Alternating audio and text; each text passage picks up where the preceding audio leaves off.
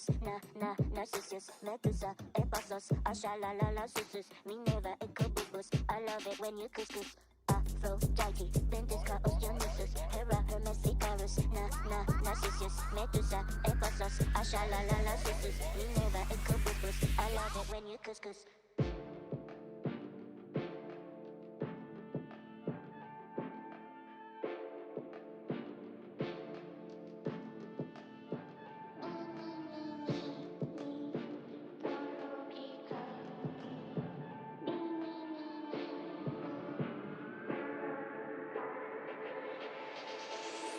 Aphrodite, Ventus, Hera, Hermes, Icarus,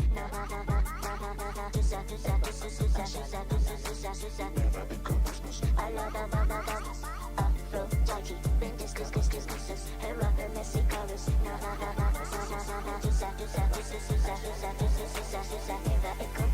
I love it when you couscous, love it when you couscous, love it when you couscous, couscous, couscous. Love it, I love it when you couscous. Love it, I love it when you couscous. Love it, I love it when you I love it when you couscous. Love it, I love it when you couscous. Love it, I love it when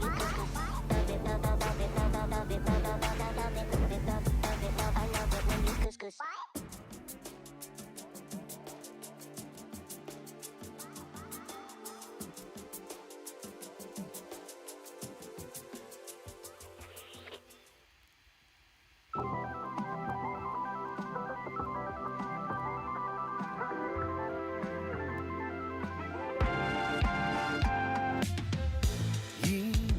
動き出す窓の外眺めて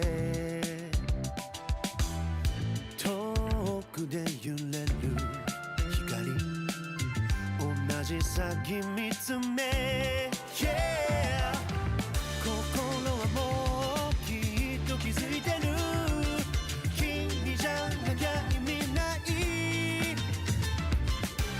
ありきたりかな口ずさむラブソング唇に Your eyes tell me everything I need Your smile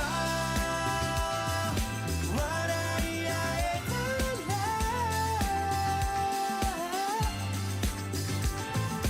宝物だね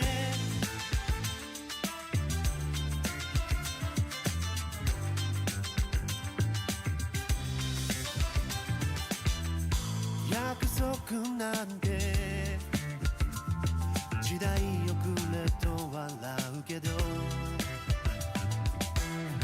僕ららしくていい離さないと誓うよ先読みなんてもう終わりにして僕の手を握って少し切ないそれもまた風情の胸味 Your eyes tell me everything I need Your smile 笑い合えたら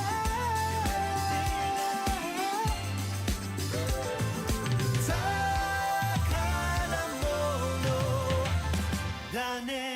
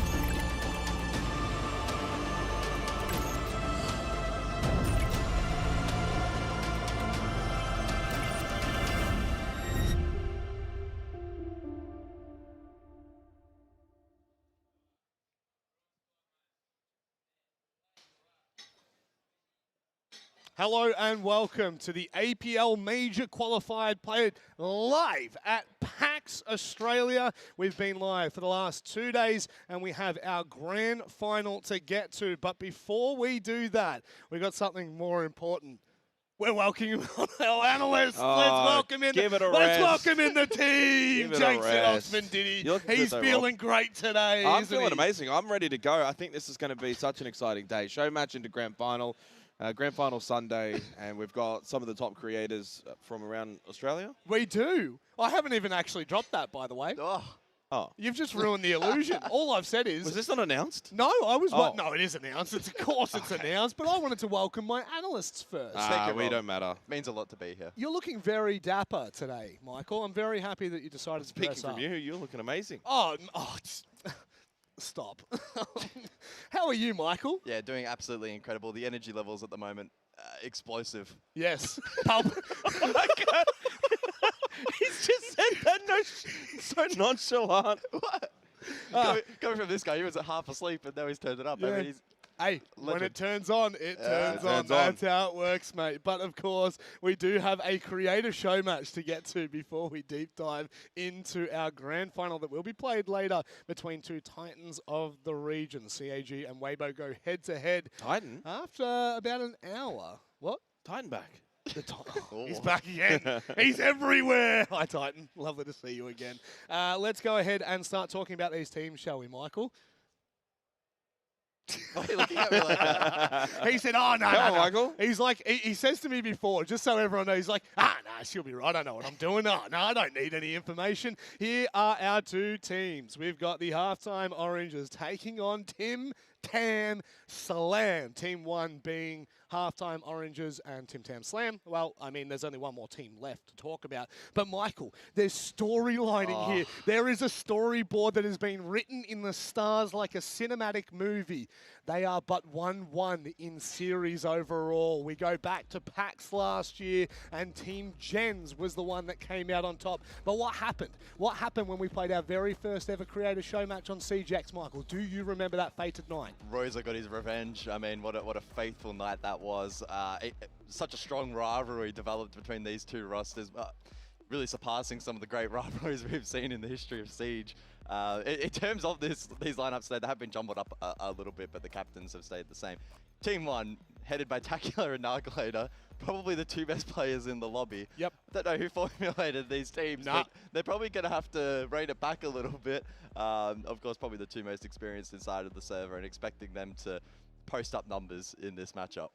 Jake, when you look at these teams, who screams out to you? Well, I can't really see from here, to be honest. Oh, you're blind. Sorry. I think my favourite part of all of this is that Anpengu tagged on at the end there. He was not a part I think of the announcement. original graphic did not include Mr. Morrison, but definitely he's did now not. got his own special place on the graphic Yep. that he looks like the And big mind you, boss. this is his debut show match cast. No! He only does grand finals, Yeah. baby. He Grand only final. does the most important matches of all, and that's what we've got on the agenda here. I actually can't believe that. Yeah. Pengu's first He's a bit ever nervous. show match. Yeah, I could imagine. See, but they've got to get the big dogs in for the big games. Yeah. And when the creator show match comes around, there is no one I would want more up front and center than Nick. That's what I'm saying right now. But of course, James Devmarter Stewart will be joining him hand in hand. I know He's also everyone's done the most shocked. show matches. Has he? Oh, you reckon? And played in them. Yeah. Oh yeah, well we've all heard about that one. I don't know if anyone saw the APL piece. that I went for can't about wait 8 for the minutes. next hour. He's going to rip off quite a few of those show match moments. For those that haven't heard Did you them. know I got a 3K and killed Macy J? Look at the Brazilian crowd. They Oh, were cheering. Then I kept changing my shirts in front of the Brazilian crowd, and they were booing. But then they were yay, and then they went back to booing. Yeah, James Devmarter Stewart, he's a special one, that's for damn sure. But these two teams, there's a lot of rivalry. There's a lot of history here. And that's what I love most, Jake. I back in the Tim Tam Slams to take it now. You do? Where do you? Why? I just feel as though the name is enough for me alone. You like a Tim Tam? You don't like the halftime oranges? Okay, well, Come on. Jake, look at me. Do I look like I like halftime oranges? I'm a Tim Tam Back in man the through day. and through. Okay, well, maybe when I was about 50 kilos lighter, I might have gone for the oranges. But if you're coming to me with halftime orange peels or Tim Tams, I'm diving into the Tim Tams. Stop laughing so hard. It's not that funny, Michael. It will come for you as well, I'm telling you. But, Michael, where do you sit in this? Because Yeah, where do you sit, as a Michael? as a 1-1 piece, you can't stay on one side or the other. I think Royce's team is too stacked, as we mentioned. Narg and Tak are two of the best gunners inside of the server, and I find it very difficult to see them be taken down. But you never know. Show matches, I don't know if there's any special rounds or win conditions or anything crazy that's going to it's their be role. thrown into this matchup, which could potentially turn the tide. I wasn't What's the listening. format? I wasn't What listening. map are we going What to? map are we going to? Clubhouse. Definitely knew that. Didn't Was just that, a get one comped. was that a 1 out of 9 guess? Yeah, sure. We'll go with that We'll one. go It with was that a 1 one. out of 9. It So was what? a 1 out So of 9. show matches can be quite fun, exciting. Yes, yes. So what's Was there somewhere you were going to lead with that question, or? So are there any special rules in place for this show match, or is that because it's the No, third of see, the this series? is I pure think, siege. You just I think let this them is play out pure some pure siege. So for those of you that were here at PAX Australia last year, there's a bit of shenanigans. People had to have a hot sauce, spoonfuls of Vegemite. Knife rounds that didn't turn into knife rounds. No, but oh god, I remember that one.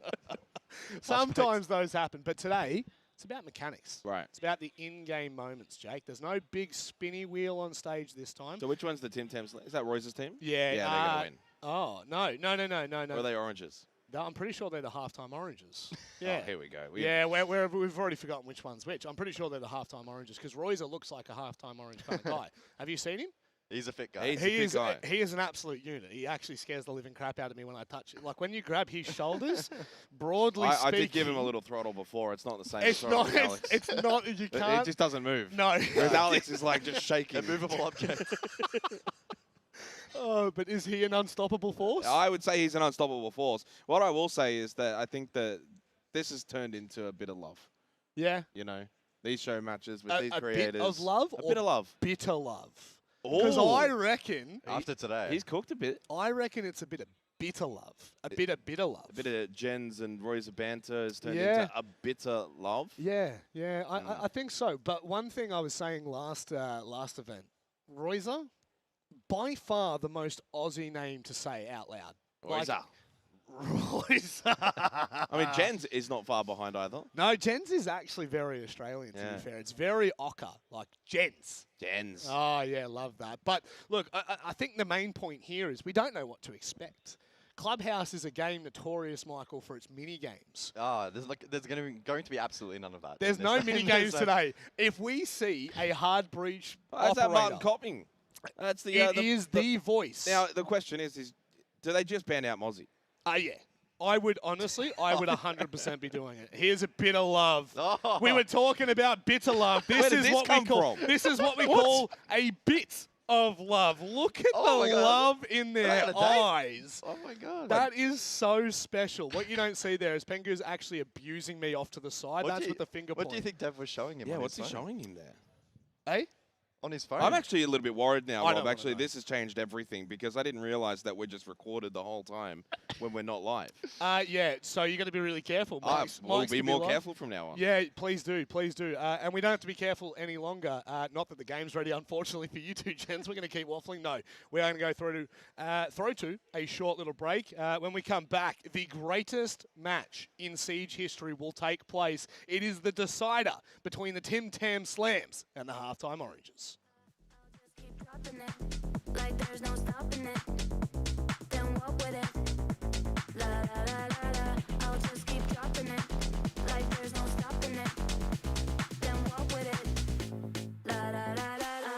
I'll just keep dropping it, like there's no stopping it. Then walk with it. La la la la la. I'll just keep dropping it, like there's no stopping it. Then walk with it. La la la la la.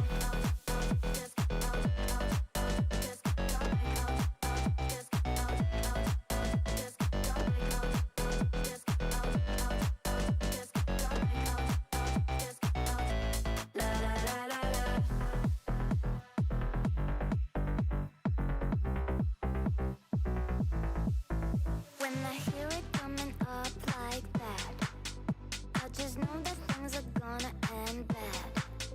When my body only moves for the beat, y'all been waiting for me. I'll just keep dropping it, like there's no stopping it. Then walk with it. La la la la la. I'll just keep dropping it, like there's no stopping it. Then walk with it. La la la la la. I'll just drop like la la la la la. I'll just drop like la la la la la. I'll just keep dropping it, like there's no stopping it. Then walk with it. La la la la la. I'll just keep dropping it, like there's no stopping it.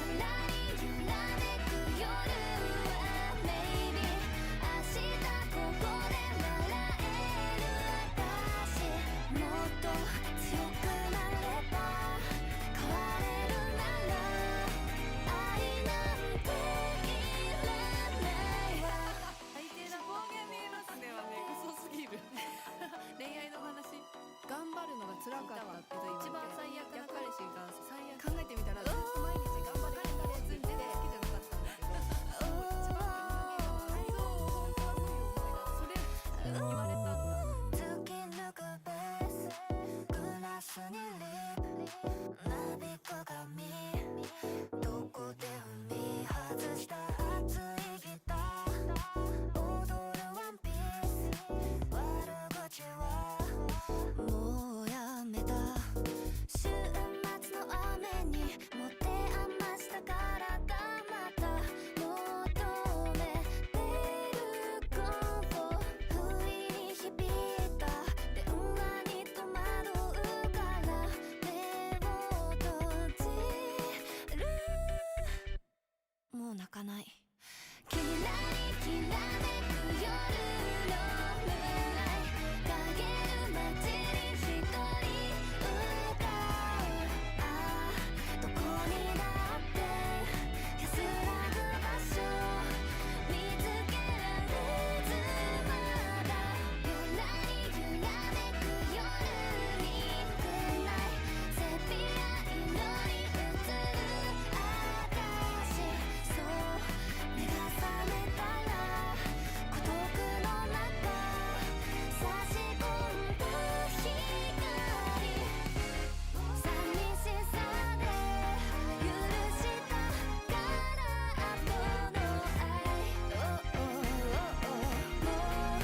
弱さも涙も私は必要ないの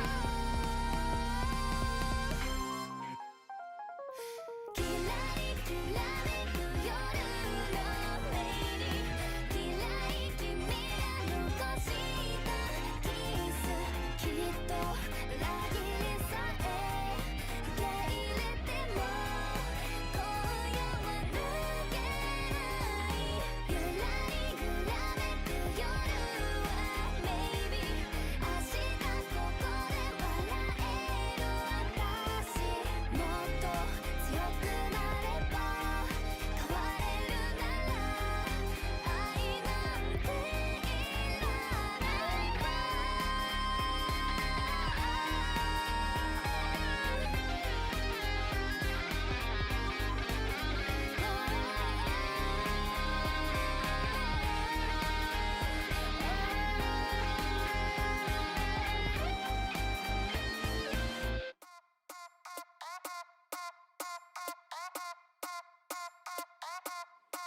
I've been thinking, I've been thinking, I've been thinking, I've been thinking, I've been thinking, I've been thinking about you. 아무리 고개 흔들어도 난 네 생각만 하고 있을 뿐. 아무리 딴짓해봐도 난 너의 목소리만 들릴 뿐. 있으면 내 here with me. 가득 심장이면 please tell me. 빨리 고백해볼까? 눈 감고 말해볼까? 미치겠어 only you. 이런 건 처음이야 너무 설레미잖아 I've been thinking about it I've been thinking about you boy Yeah yeah all I think about is you boy All I think about is Yeah yeah all I think about is you boy All I think about is 내 맘 아는 사람 손들어 하얀 우리 눈엔 완벽한 lover 내 맘 아는 사람 손들어 하얀 우리 눈엔 완벽한 lover 다가가도 괜찮겠지 다른 애들보다 내가 훨씬 단단하게 걸어가면 다들 속작 속작 My confidence is shooting through the roof 아무리 고개 흔들어도 난 네 생각만 하고 있을 뿐 아무리 딴짓해봐도 난 너의 목소리만 들릴 뿐 있으면 내 here with me 가득 심장이면 please tell me 빨리 고백해볼까 눈 감고 말해볼까 미치겠어 only you 이런 건 처음이야 너무 설레미잖아 I've been thinking about it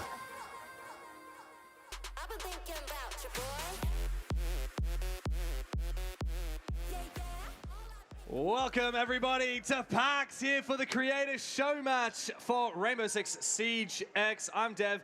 Pengu, I cannot think of anyone more suited to cast a match with this level of stakes and a multi-time world champion. How are you doing in Australia? I'm excited. First time here in Aussie land, first time show match casting, so we're doing a lot of new things for the first time. Yeah, wow, this is a whole bunch of firsts and a third for these two teams going head to head. There's some story there. Yeah, so last year at PAX we had this show match. We had Team Royzer, we had Team Gens, of course today, known as Tim Tam Slam and Halftime Oranges, in a testament to some of the most iconic Australian sports terms.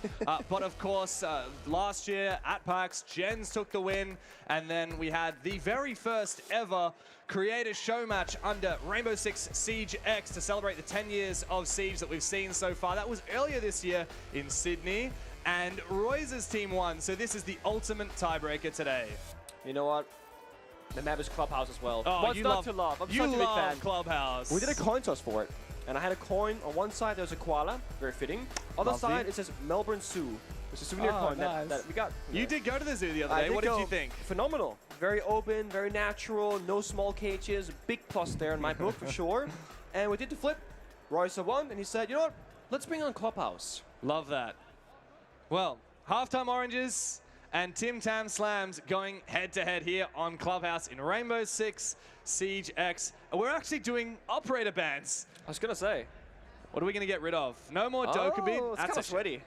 It's a little bit sweaty. Do you think these guys are going to try hard? Do you think they're going to be sweaty little nerds? I think half the lobby on both sides are going to want to win. And then the other half is like, what's going on? Yeah. What are we doing here? Yeah, well, a couple of these players are pretty gnarly. So, of course, on Halftime Oranges, we got Tacular, Devilique, Alethea, Nagalator, and Royzer, Tim Tam Slams. We have Gens, Verticus, Plain Milk, Martin Copping, and Paladin Amber. And yeah, there is a range of skill levels and a range of passion levels here. And any players that perhaps have a little bit less experience in the server certainly make up for it in enthusiasm. Oh, yeah. You gotta just help out your buddies, right? So, guys, where am I going? What do you need me to do? I think just being vocal and saying, guys, what can I do to help you goes a long way. That's what I would do. Immediately, straight out of the gates, first round in, my eyes are drawn somewhere. They are drawn to Martin Copping, the voice actor for Mozzie. What operator is he going with to kick things? Oh, obviously of course. Mozzie. I don't think anyone else from Tim Tam Slams is qualified to play the Mozzie. That's his operator. Except for Martin Copping. Oh, that's great. Oh, wow. What is this skin as well? He's looking mighty fine. I think it's the Borderlands bottom, but a different helmet. Damn. Headgear. Pretty new, actually. Came out with Siege X, I believe, as well. Damn. True blue. The Aussie headband, of course. He does. Gotta represent. Looking great. Looks like Martin is hiding in a corner. He's being a rat. He is being a little bit of a rat. I feel like every player coming to this, they got this small way, like they want to play the game this way, right? And I think Martin, speaking to him, he would be like, I'm gonna hide in this corner and just see what happens. You know, I'm gonna feel it out, get a free P, and go somewhere else. Well, it looks like Halftime Oranges are starting to attack on CCTV. A little drone going in through from Nagalator. Oh. He pops that bandit battery. I think Jens is a little bit confused. Where is that pesky little drone? And the first kill has already happened. Plain Milk has found it from up here in Garage. Goodbye, Devilique. I guess it turns out, you know, from one dev to another, you know, she just doesn't quite have what it takes. Oh, wow. Oh, Martin. Not the Claymore from downtown. You guys do a 4v4. I mean, Jens is bandit tricky, by the way, right? They've been countered, but kind of sweaty from Jens, you know what I mean? I love that. I do love it too, but both teams try harding. They work through it, though. They got the breach opened up with the fuse and the ace. Now, who's going to bring that chaos factor? Because Martin, he was ranting below. He's now dead. Yes. That was the playmaker, right, from Tim Tam Slams. Who's going to replace him and lead the charge? If there's one thing I know about Halftime Oranges, Tacular and Nagalator, they are mean machines. They are absolute gunners. It looks like Nagalator and Alethea have teamed up together to try and take control of Garage and push towards that bomb site. But it's Tacular that if I'm Tim Tam Slams, I'm worried about. He's outside this breach. He's used the Selmas to open up the wall, and he's found a kill. He's sprinting straight in to go for that plant. And while Tacular forces it down, the rest of the team has to cover. Poor Paladin Amber stuck on the site with the Thunderbird. And I think the Thunderbirds are not go today. 1v3. Good luck, Amber. She's got her one. Oh, she's got it. Come on. Tacular to refrag it. 6-7. Dude, I still don't get this 6-7 meme. What does it mean? It's also the first The round. numbers, Mason, what do they mean? Oh. You know, the thing is, if you want to try and stay alive, there is a world like for Paladin Amber where you're last standing 1v4. So I feel like getting in the action as early as possible means you avoid that spotlight. If you don't want to be there, of course, but Paladin Amber, she got not just one, she got 2 kills in the opening round. That's more than most. I've played with Paladin Amber a few times. You and mentioned this, I yeah. think that 2 kills in this round is more than I've ever seen her got before in my life. So Come on. I'm already impressed. Back-to-back Thunderbird as well. Yeah, They got their operators, you know? Oh yeah, we've got our mains. We're seeing a little bit more variety than we see when the professionals play the game. Of course, we've seen the APAC major qualifier happening over the weekend so far. The best teams from the Asia Pacific. We've got our grand final later on today. The best team out of Southeast Asia, Weibo Gaming, taking on the Japanese CAG in our grand final. That'll be after this show match, but we do see, like you said, some interesting, fun, different operators brought to the table. Jens is on the Thorn, Paladin Amber on the Thunderbird. Neither of those operators do we get to see very much. No, not all that often. My personal favorite, though, has got to be Capcan. I feel like for show matches, Capcan is like the #1. We have worms in the tunnel. Yeah, and we have rats in the bathroom as well because Oh, Martin no. Kopping is again hiding. It looks like Paladin Amber is taunting Halftime Oranges, baiting them into taking her down inside of the tunnel. She's run away. Plain Milk, peek. that is very try-hard. Gets spotted on that drone. Halftime Oranges, really nice work from them, using those drones to make sure they're not going to be caught off guard. I like this little mini play, though, because Martin Koppen is hiding in the bathroom. They got Captain traps in bar. If they come for him, there's a trap being laid out. It's a proper rat play. He's going to reposition, and he knows he's in a great spot. Damn, these guys are really putting pedal to the metal. Martin Kopping stays alive. He takes a bit of damage, but he does run away.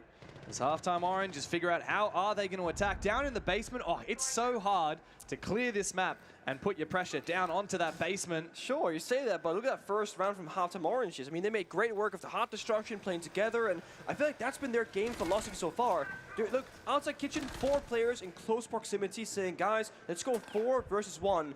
That one guy's Martin, still in bar, still in bathroom, ratzing around, and they're kind of scared. They don't want that smoke. But Nagalator is looking to try and hunt Martin Here down. they come. Moving in from the hallway. They're and all he's got coming. some Look, help. all Olivia together. comes in to support with that buck, but there's also a Roma down in Lounge. Plain Milk might be able to come and help out his teammate of Martin. He just needs one. One kill and he'll be happy. There's the drone, and Martin has to move. Repositions. Plain Milk is wondering where the hell Halftime Oranges are. Martin Kopping is delaying so much time, and Nagalator makes his way forward. Alithia Here it to comes. support. Martin is waiting in the bathroom. Will he catch Nagalator off guard? As the Hibana is ready to round that corner. The Aussie on he the comes. Mozzie finds his first kill. Martin Kopping on the scoreboard and looking for a second. Alithia a little bit scared to make her way forward, but she goes for the swing, and Martin doubles down. A good trade from Royza, but Martin has been the hero of the round for Tim Tam Slams. Oh, the Capcan trap as well. Taking down Devalik. Tackle though, trading back again. The attackers with 30 seconds left. I mean, they did a great job at getting, you know, the beginning momentum, but Martin Kopping just stopped them dead in their tracks. 25 seconds is not a lot of time for Tackula and Royza to get around it. Bit of aggression there from Paladin Amber. Oh, the Thorn almost kills Got Tackula. Capcans too on Taking the store. damage inside the barbed Double wire. Capcan. I don't think he's going to see him. Oh, no. He's going to walk straight into it. Boom! Boom! Left, right, good nights. We have a reply. We have a round on the board for Tim Tam Slam. Rats in the bathroom, worms in the tunnel, traps across the entire building. Someone needs to call the exterminator. I mean, again, I respect Martin. Both rounds, very clear plan for him individually, but this time around, it felt like the entire team played around it as well. Plain Milk, you know, running around, helping from bar as well. The team play is there. It is. That's that peak team chemistry. Loving it from Tim Tam Slam.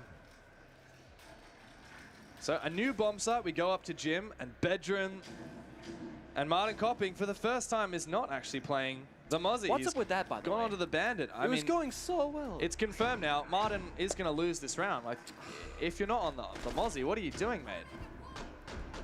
I respect the Bandit though, I gotta say. One of my personal favorites, you know? I'm hoping that if he does play Mozzie again, we get to actually spectate him at the start of the action phase. In CJX, they added the extra voice lines, yeah, where the operators talk to each other at the start of the round. I want to hear Martin's voice in-game. That's the ultimate flex, surely. It is kind of cool. If you got to voice an operator, what would you want your gadget to be? Oh god, in a spot like that. If there would be a second Danish operator, we have I want Bob the Builder. I want to be able to like, do like half walls and height a width, so that I can just change the landscape. So you just have like carry around this bag of bricks, like Santa's sack, it's but like, it's full of I'm Danish, Lego. It's Lego pieces. Oh, you can do like different course. things in the wall with Lego pieces. That would be so cool. I think I would main the Lego operator every single time. What would you call them? Is there a Danish word? Oh, I mean the most. I don't know. No? I gotta think about this. Yeah, have a think about that and get back to me. We already have 2 Aussie operators, 1 Danish operator, and 1 New Zealand operator for our ANZ crew. Yeah. Oh, very late reinforcement. Nagalator almost catches Paladin Amber, but she opens up, closes up that wall. Nagalator will quickly breach it with Ace's gadget, the Selmas. And where are the batteries, Martin, right? He's got 3 in pocket, not on the wall, not tricking it. What are you doing, He should have mate? stuck the Mossy. That's a bit how you going. This is why. He's ratting once more. I think I see he's on the rafters now. Oh, Martin. Never change. Except when you're changing onto the Mozzie, because please, next round, give us some more Mozzie. The question is, like, we know that it's all clear, but he's going to be in his own head, like, guys, there might be a guy below. I hear something. Going to be in your own head, but we know half of oranges always together. 4 guys by the breach. Oh, yeah. Bit of a rotation on the roof here, but here comes the swing. Oh, Great Plain. play from Plain Milk. Yeah, he flies over. Goodbye, Alithia. Oh, support work. Yeah, on Rosa drones? on his Halfway drone. through the round, by the way. Credit to Wait, is he Rosa. actually playing? I'm checking. He might actually be half AFK. I'm not gonna lie to you. I He's sure not looking hope at his he's monitor. playing. Damn. He's doing something else. He's busy. Having a look at that drone. Keep up the good work, Rosa. Does that mean he's baiting? Is he baiting? I mean, kind of. Or farming. I'm not sure. I mean, they could use his help, though. I mean, they're stuck by the breach. Question marks in chat from Plain Milk as well. The mental warfare begins. Where are you guys?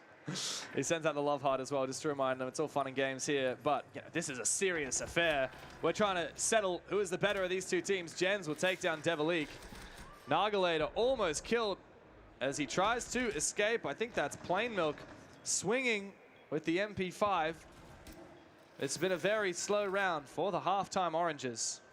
That it has. It gets better, though. Jens goes down. And I think Royce might be back in his chair as well, so maybe perhaps he can save the round, but there's 30 seconds left only. Come on, Tacula. Oh, it's just Tacula left. Royza still in spawn. Uh-oh. I think Royza might just be sitting on cameras. Tim Tam Slam's got to get out there. Got to finish him off. Someone go hunting. AFK spawn, the call has been made. 10 seconds though, can they find him? I love that the AFK spawn, like that's what you would totally say if they were not AFK in the spawn. I mean, no one's believing it either, right? They're all playing inside the building. They're not gonna take the bait, but the bait was true. Royson was not in the server for that one.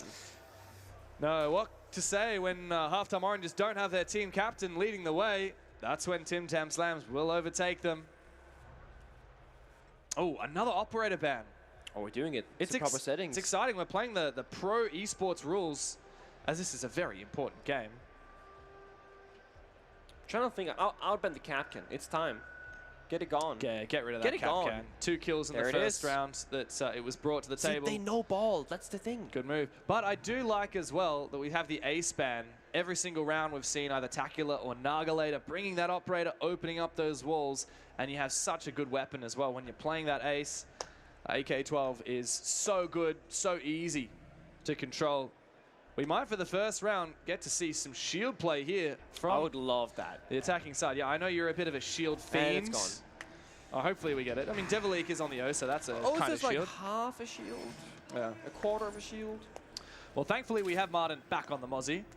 I mean, he saw his own bandit performance and said, I didn't get any kills. What's the point, right? Get me back on an operator that I know and love.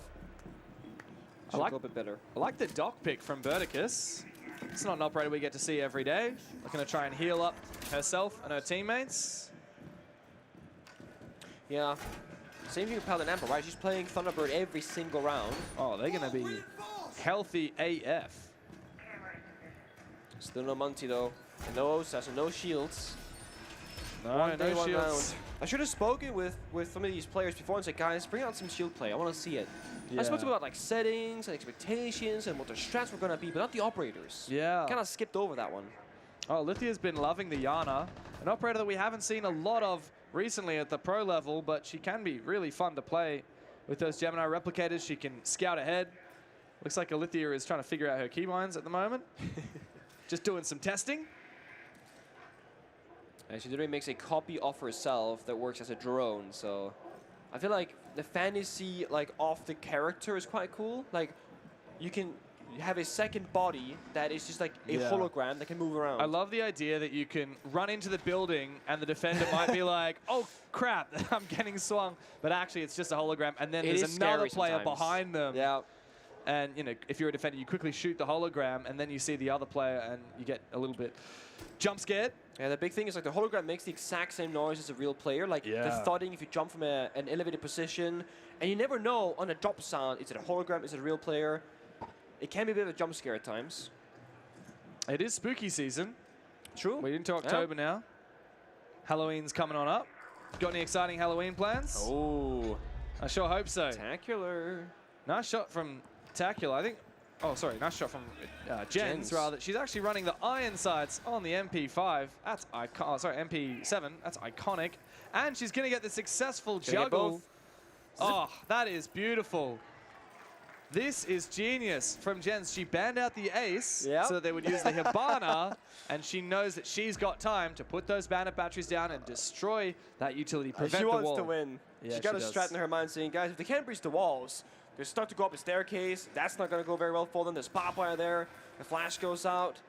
But Jens is waiting on top of that red staircase for a swing, and Martin going for a big flank. Martin's about to get the drop on Devilique, but he misses every single bullet. Out goes the Nitro cell, but Alithia quickly takes him down. Elsewhere, though, halftime Oranges have lost the majority of their players. Big shots from Alithia, double kill to bring a little bit of hope into the round. But again, the breach is closed, so that staircase has to be one of the only ways into that bomb site. You got to go up it. Playmilk knows this. He's 7-2. He's fragging out. He's ready for another fight. Oh, Devilique is just around this corner. Playmilk doesn't know about it. Great shot from Devilique. Now Amber and Burticus. They're doubled up. Yeah, they have. Playing right next to each other. As Devilique and Alithia make their way forward. Another kill for Devilique. There's no diffuser. Amber finds one. Amber clutches it up. Paladin Amber on the bomb site has got the situation locked up. Last time she's in that 1v3, this time she had friend nearby. Burticus and her locks it down. They secure their third round victory on defense. It started off well, got a bit shaky, but then the clutch happened. Love that.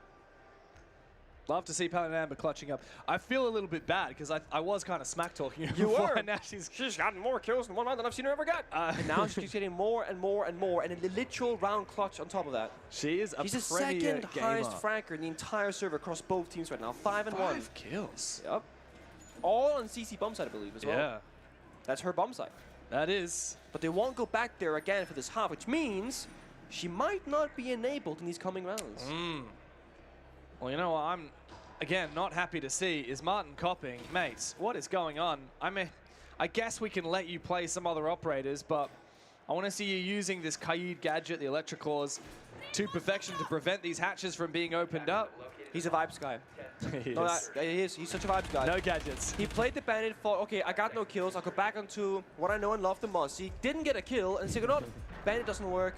Mossy doesn't work. What can I go next? Kaid. Reminds me of one of those players that just changes their mouse sensitivity after every game. They're like, I feel like you would. I didn't get enough kills. I'm going to change my mouse sense, see if I get a little bit better with a higher sensitivity. Oh, no, it didn't work. Oh, let's try a lower sensitivity. Uh-oh. For Playmilk, let's try a spawn peek. Toxic, man. Royza is aware. That's why the healing is nice now from Paladin Amber and Burticus, right? Because she's taking a bit of damage. Can't get healed back on up. Yeah, true. Once on down. Find that station, my friend. Where is it? Let's see the Kona stations There get it is. utilized. I mean, Kona stations got buffed not too long ago when CJX came out, and I feel like we haven't really seen a lot of players utilize that well, so it's exciting to see. Get healed to full regardless of how little health you had. It's no longer like a flat number. It just keeps ramping up quicker and quicker and quicker until either you get full health or take a bit of damage. So now Plain Milk back to full health. Good for another fight. Looks like that halftime Oranges have finally discovered that these hatches are protected by the electrical from Yeah, that's gonna suck. Martin Copping. How on earth are they going to open that up? They have some EMPs from yeah, they Alithia. do. But you gotta guess where that claw is because that secondary EMP radius is smaller than the kite claw. So if it's to the left, to the right, you miss it. Tackler though makes that round a bit easier. Find that opening pick onto Plain Milk. I mean, that's absolute deletion. What a nice shot there from the Ram of Tacular. And a big player to take down as well. Plain Milk has the most kills of anyone in the server right now. And next up is Amber. She's waiting on that bomb side. They got yellow information. They know sort of where they're playing from. He's holding that bottom main staircase. Good few shots, bit of damage. That really does pack a punch, doesn't it? This gun. 3 players. One thing I'm loving from Halftime Oranges, they are always working together on the attacking side. No one's really going solo bolo. There's Except 3, 4 Rosa. guys together. He's a baiter, you know. We figured out a while ago. And he's dead again. He gets punished. Rosa, help your team, man. I love that from Birdicus. I mean, she started to take a bit of damage, and then she gets healed by the Kona station, and she, of course, could also heal herself with the Doc Stims. Paladin Amber needs a Kona station for a heal now. She goes on back. Martin Copping finds one inside of Arsenal with the revolver, no less. Alithia down. Time is ticking, and halftime Oranges still do not have any opportunity to move onto this bomb site. And Jens, well, she's going to close the door on Nargalator. Good luck to Devilique and Tacular, who need to clutch it up now.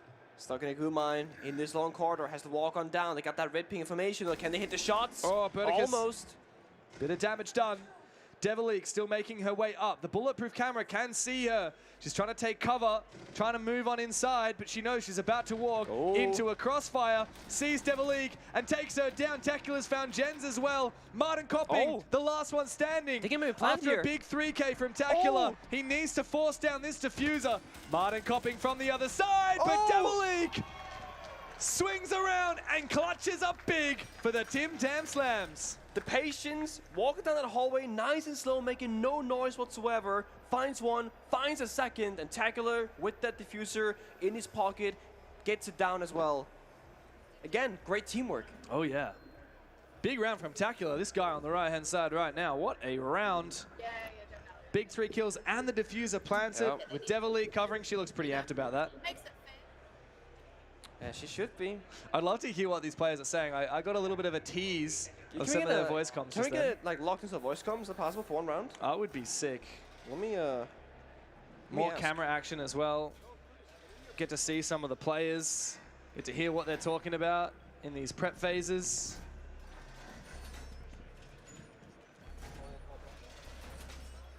Oh, we've got taunts. Tacular wants to talk to Martin. Well, here are the players. The bedroom? Yeah. I might do a hatch trap, honestly. Plains his army. Dude, should we track down? We're going to go Damos, so I track Plains. I can hear Royce's voice there. I'll let you know where he is. That's nice. So it looks like Halftime Oranges are trying to prioritize finding Plain Milk at the moment. Yep. They spotted the Azami. They said Plain Milk's playing Azami. Rosa picks the Deimos that can track the Azami. Yep. And Rosa said, I'm going to tell you where he is. You're going to go get him, Tacular. I mean, to be fair, taking down your opponent's top fragger is not a bad strategy at all. No. But the issue is, if Plain Milk is no longer roaming away from his teammates, he will be hard to take down. He has been his lonesome most of these rounds, but right now he's in the middle of the building. Yeah, he's not likely to be a player that you can isolate and prioritize taking first. And actually, it looks like Rosa's going to target Birdicus on the dock first instead. And she's not in a very exposed position. She's pretty safe. Rosa is just standing above her. Maybe trying to get some information. Maybe trying to convince one of his teammates to help. Of course, this roof is completely solid. You can't shoot through that.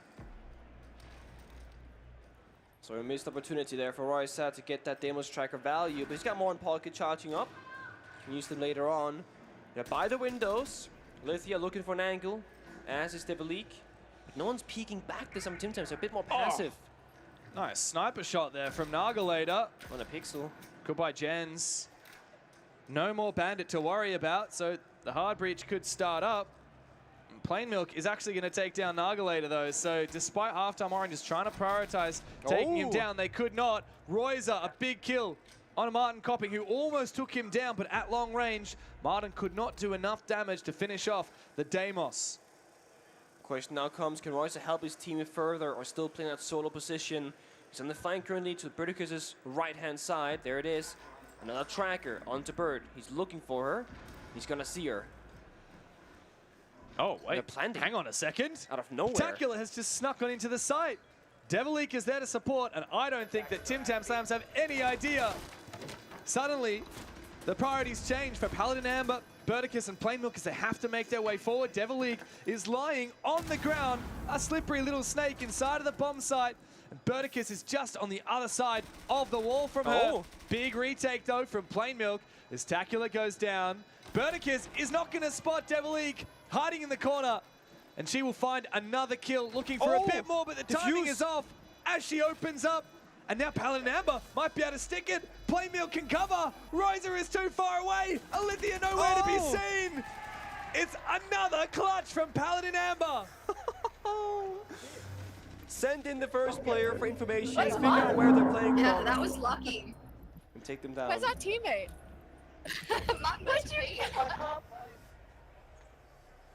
That was lucky? I don't know. Come on, that's not lucky. I think that was all skill to me. I think Alithia falling down the hatch was a bit unlucky for her. Couldn't quite get back upstairs to the post plant. Oh, is that what happened? Yeah, so they planted, one fell down, line stuck in the corner, and then couldn't help each other. More Devilique. All alone.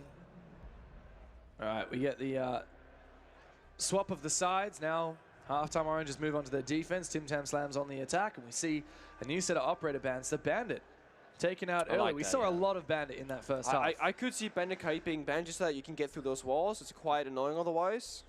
Though it could be, of course, that global operator can ring the phones. That kind of sucks to deal with as well. Yeah. It's all very logical so far. Oh, okay, Valkyrie. Information. I don't mind that. And the Ace as well, that was a mainstay before it got banned as well. Very popular operator because you get that hard breach, but you also get a really powerful weapon. You get the easiest hard breach as well. Yeah, very Ubisoft quick. actually recently announced that because of Ace's popularity over the other hard breaches, that they're looking into a way to buff Thermite, Hibana, and Maverick to match Ace's level. Instead of nerfing him. Yeah, well, it's a different way because often, you know, Ubisoft, an operator gets really powerful, and they say, okay, we need to tweak this a little bit, make sure it's not just going to get picked every round, so they nerf that operator. But no, they've said that their new attitude is making sure that they don't make operators less fun to play, even if they are very powerful. I can get behind that. I know, like, if you have a specific operator you love to play or a character in any video game, and they make it less fun, worse, etc., it just doesn't feel good, does it? It's happened a lot in the past in Rainbow Six with, you know, the ACOG, the scopes that often you see buffs on nerfs based on that, but no, we've seen a real streamline of how that works now. You know, almost no defenders have those scopes anymore. Just the ACOG, just the DMRs, rather. Just those DMRs and the slug shotguns, if I'm not wrong. Yeah, which to me is a DMR, but yeah. I guess. A DMR, but slightly worse. Same but different. Yeah. I will say, the slug shotguns make very nice sounds. Like, they usually do, yeah. That's true. The TCSG, ugh. Tong, tong, tong, tong, tong. It's more like a, with the suppressor, it's like a thonk. Oh, the suppressor, Thonk, yes, thonk, it is a thonk. thonk. It's the t-shirt cannon. Yes, I love that. Capkins, I wouldn't be surprised if there are a few t-shirt cannons here at PAX in the expo hall. And you got the crowd. Pew, pew. Oh, yeah. Curious now what the approach will be. We saw half the Oranges always working close together when they're on the attack inside. Now we've swapped with Tim Tam's turn. Yeah, I like the glass here from Martin Copping as well. We haven't seen that yet. Oh, that's a first. Thermal scope sniper. On the defensive side, I'm mostly excited for Devilique's Oryx. Operator that can jump up those hatches, dash around the map, knock people over, knock over even those shields. But hasn't come into play as of yet. She's down in the basement. It looks like the only player that's really roaming off the bomb site is Tacular here on the Legion inside a garage. He was hidden underneath the stairs like Harry Potter. Oh, Tim Tam Slam did not find him. He's going to throw out a goo mine to try and prevent them from marching on forward. Amber no longer on the healing operator of the Thunderbird. Martin. This is 1 HP, and here comes Martin with the smoke grenade. 1 more in pocket. It's a smart play from him. Yeah, he's playing this very smart. They can't see him. He can see them. He's hoping that Royzer will swing into him, but he's on the floor so that they don't just shoot pre-fire through that smoke. Ooh. Problem is, if Royzer doesn't peek Martin, then he's not going to have anything. Thankfully, elsewhere, Plain Milk will find his kill. That's a big shot from Martin Copping. And the captain of the halftime Oranges is down. Martin, oh, I think he's been putting in some practice. Quickly smashes that mirror window. He's keen to try and further this advantage for Tim Tam Slams, but Nagalator holds on. Ember went down, but still got numbers advantage. 4 versus 3. Got Olivia, believes it's power hatch. Oh, she's in a great spot. That's a freebie. Headshot onto Jens. Yeah, quick reaction times as Jens tried to drop down that hatch, but Nagalator is under pressure on the bomb site. Plain Milk will take him on down. Plain Milk, 11 kills, carrying the Tim Tam Slams at the moment. Devilique and Alithia need to make their way forward, but Plain Milk is watching. Takes a lot of damage, but then goes around for a different swing. The plan is confirmed. Big prone kill from Plain Milk as he looks for kill number 13. Devilique hunted down. Here he comes. Into the corner. The pistol comes out. Devilique finally stops the onslaught, but needs to find 2 more kills. Berticus and Martin Copping, as Bert is holding on to that diffuser, but there's a Claymore. I don't think Devilique is watching for the Claymore. It won't matter anyway because Berticus has found her. Another round on the board for Tim Tam Slam. They got it figured out now, it feels like. Good read, and of course, you gotta say Plain Milk doing a lot of heavy lifting right now, just finding kill after kill after kill. Oh, yeah. And yeah, we're still seeing it's pretty well balanced. Not the Blackbeard, please don't do this. Okay, that's good. You so said you wanted to see some shields, man. No, Blackbeard's too toxic, man. Too toxic. I kind of want to see Tim Tam Slams bring in the shields and then just using it to knock people over, but not go for the kills. Yeah, I mean, that's bullying. Just bully them. I was going to say, actually, we saw the Doc earlier, and we saw the Thunderbird. I think Rogue would be like the operator for this show match. Yeah, Everyone that picks up the Rook armor right now gets more health. You get injured to anything. You don't like die outright. You can self-revive as well. Free t-shirts. Free t-shirts. That's it. Who wants a t-shirt? You should all get one. Definitely already got one. Come on, you can't get 2.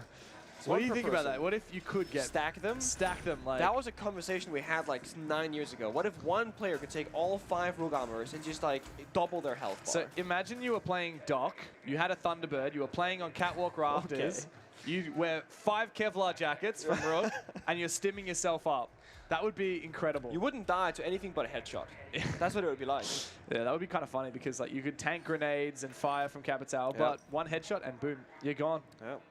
Yeah, the headshot multiplier in this game is like 10,000. It's like a gazillion damage. You cannot live. What do you think about an operator that can hand out helmets?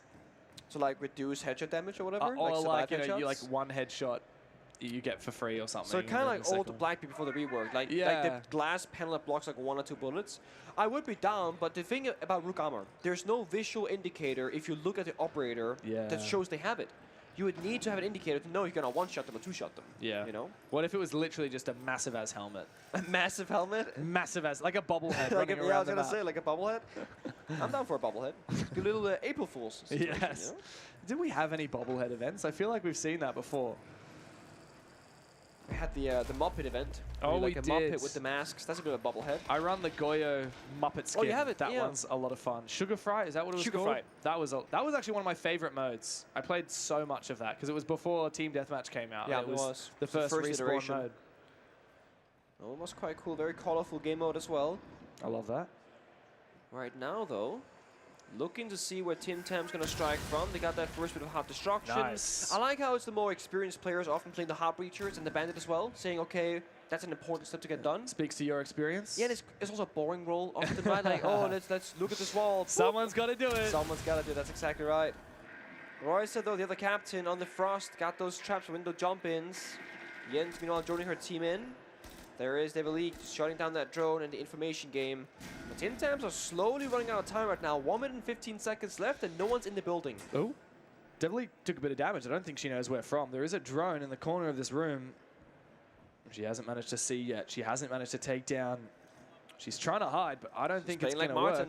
That said, but she ain't Martin. No, she ain't. She ain't no Martin. She's making a lot of noise in this corner, but Jens might be a little bit distracted because Royzer has come up from behind and taken out Paladin Amber with that flank. And Alithia has supported as well. So Tim Tam Slams, despite a solid start in this game, are dropping like flies. Oh, hello. Plain Milk says, I didn't see you there. Devil League does a bit of damage. Gensinger goes down.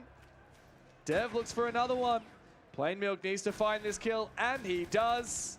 13 kills confirmed for that Finca player. It's up to him and Martin now to clutch up big. 2v4 though. Martin's got a smoking puck, but no time to use. He's gonna go in for the frags. Here's one player. Oh, Martin. There comes that final smoke. Just gotta make it count. Martin's in the perfect position though.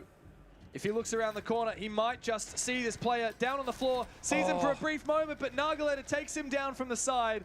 Wow, that is a sigh of relief from Nagalator if I've ever seen one. Trailing 5-2, now it becomes 5-3. It's nice to see we still have some high spirits on the halftime Oranges side.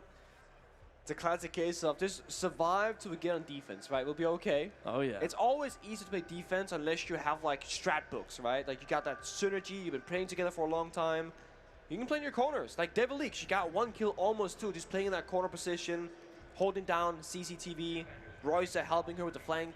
Small things like that goes a very long way on defense. You can't quite make those same plays on the attacking side. Yeah. That's the thing. When you're on the defense, you can sit back and relax and play reactively. On the attack, you have to make the first move. And in Rainbow Six, there are a lot of moves to make. We have, what, 78 operators you said the other day when you checked it? 76. 76 different operators. That is a lot of operators. Oh, yeah. Got to learn them all. Got to catch them all. Started with 20? Just 20. I believe it was 20 back in the day. 56 additions to the game in the last 10 years. That is insane. I want to double check though. Was it really 20? I'm pretty sure it was. You said it the other day. It was 20. I believe you. So, because we had the FBI, we had the GIGN, GSG9, Spetsnaz, and I'm forgetting one, surely. SWAT? That's Blackbeard and Valkyrie, isn't it? No, FBI is SWAT. GSG9, GIGN, SAS, Spetsnaz. Oh, SAS, that's the one I forgot. So that's 5 different, what do they call them? Units? The CTUs, the counter-terrorism units. Yeah. They had 5 different CTUs, and there were 4 from each, so that's 20. And yeah, 76 operators now means that we've had 56 introduced in the last 10 years. That's a lot. It's funny, because if you look right now in the server, on the defensive side, the only original launch operators are Pulse and Doc, and on the attack, it's only Thermite and Sledge. Yeah, it's funny because I think a lot of people associate Frost and Bach as OG operators. Because they're not, technically. They're not, because game came out December 1st, 2015, and the first season where Bach and Frost came out was in like, I don't know, March maybe? Like early year? I'm sure that Ubisoft were developing Frost and Bach before the game released, but didn't finish them until, obviously, that first season started. I do love Buck, one of my favorite. He's always been a staple. Like literally almost since the launch of the game, he's always been around in every iteration and meta. He always has a good place because he does vertical destruction. He's got a skeleton key, can pop on this wall right here, for example, boom, boom, boom. Just like that. And that works across the entire map on every map. Another great operator, Azami from Royza, downstairs, creating a bit of a fortress. But Plain Milk can start destroying those. Royza will set them up again. He's really done a nice job here of making it very hard for attackers to move into the bomb site to find exposed positions. I like this keeper barrier, preventing those angles from the hatch down towards the AK rack. If only the hatch was open, right? If only it was opened up. True. They have not done that job just yet. It's just Jens on the heart breaching with 1 extra 3,000 pocket. Oh no. Nice shot, and Jens goes down. No more heart destruction. Oh, that's a mistake from Jens. It's going to cost Tim Tam Slams. How the hell are they going to get into the bomb site without these hatches open? They're going to have to go big with a couple of kills. Alithia takes a lot of damage. She could stim herself up with the dock, and she does. Ooh. Nice work there from Alithia as she continues to hold on in this basement, but there are attackers coming for her. Martin Copping sprints straight past. Looks to try and take him down. Alithia again takes some more damage, so she's going to stim herself up for a second time. Here comes the push, though. 30 seconds left. Martin on the floor. Oh my God, Martin. Down the hallway. Tries to find the kill. Needs to sprint up close. Alithia falls on back, and the fire extinguisher explodes, giving a brief respite. As the smoke subsides, though, Alithia will be pushing for more. Plain Milk takes her down, but Martin Copping, he will fall as well.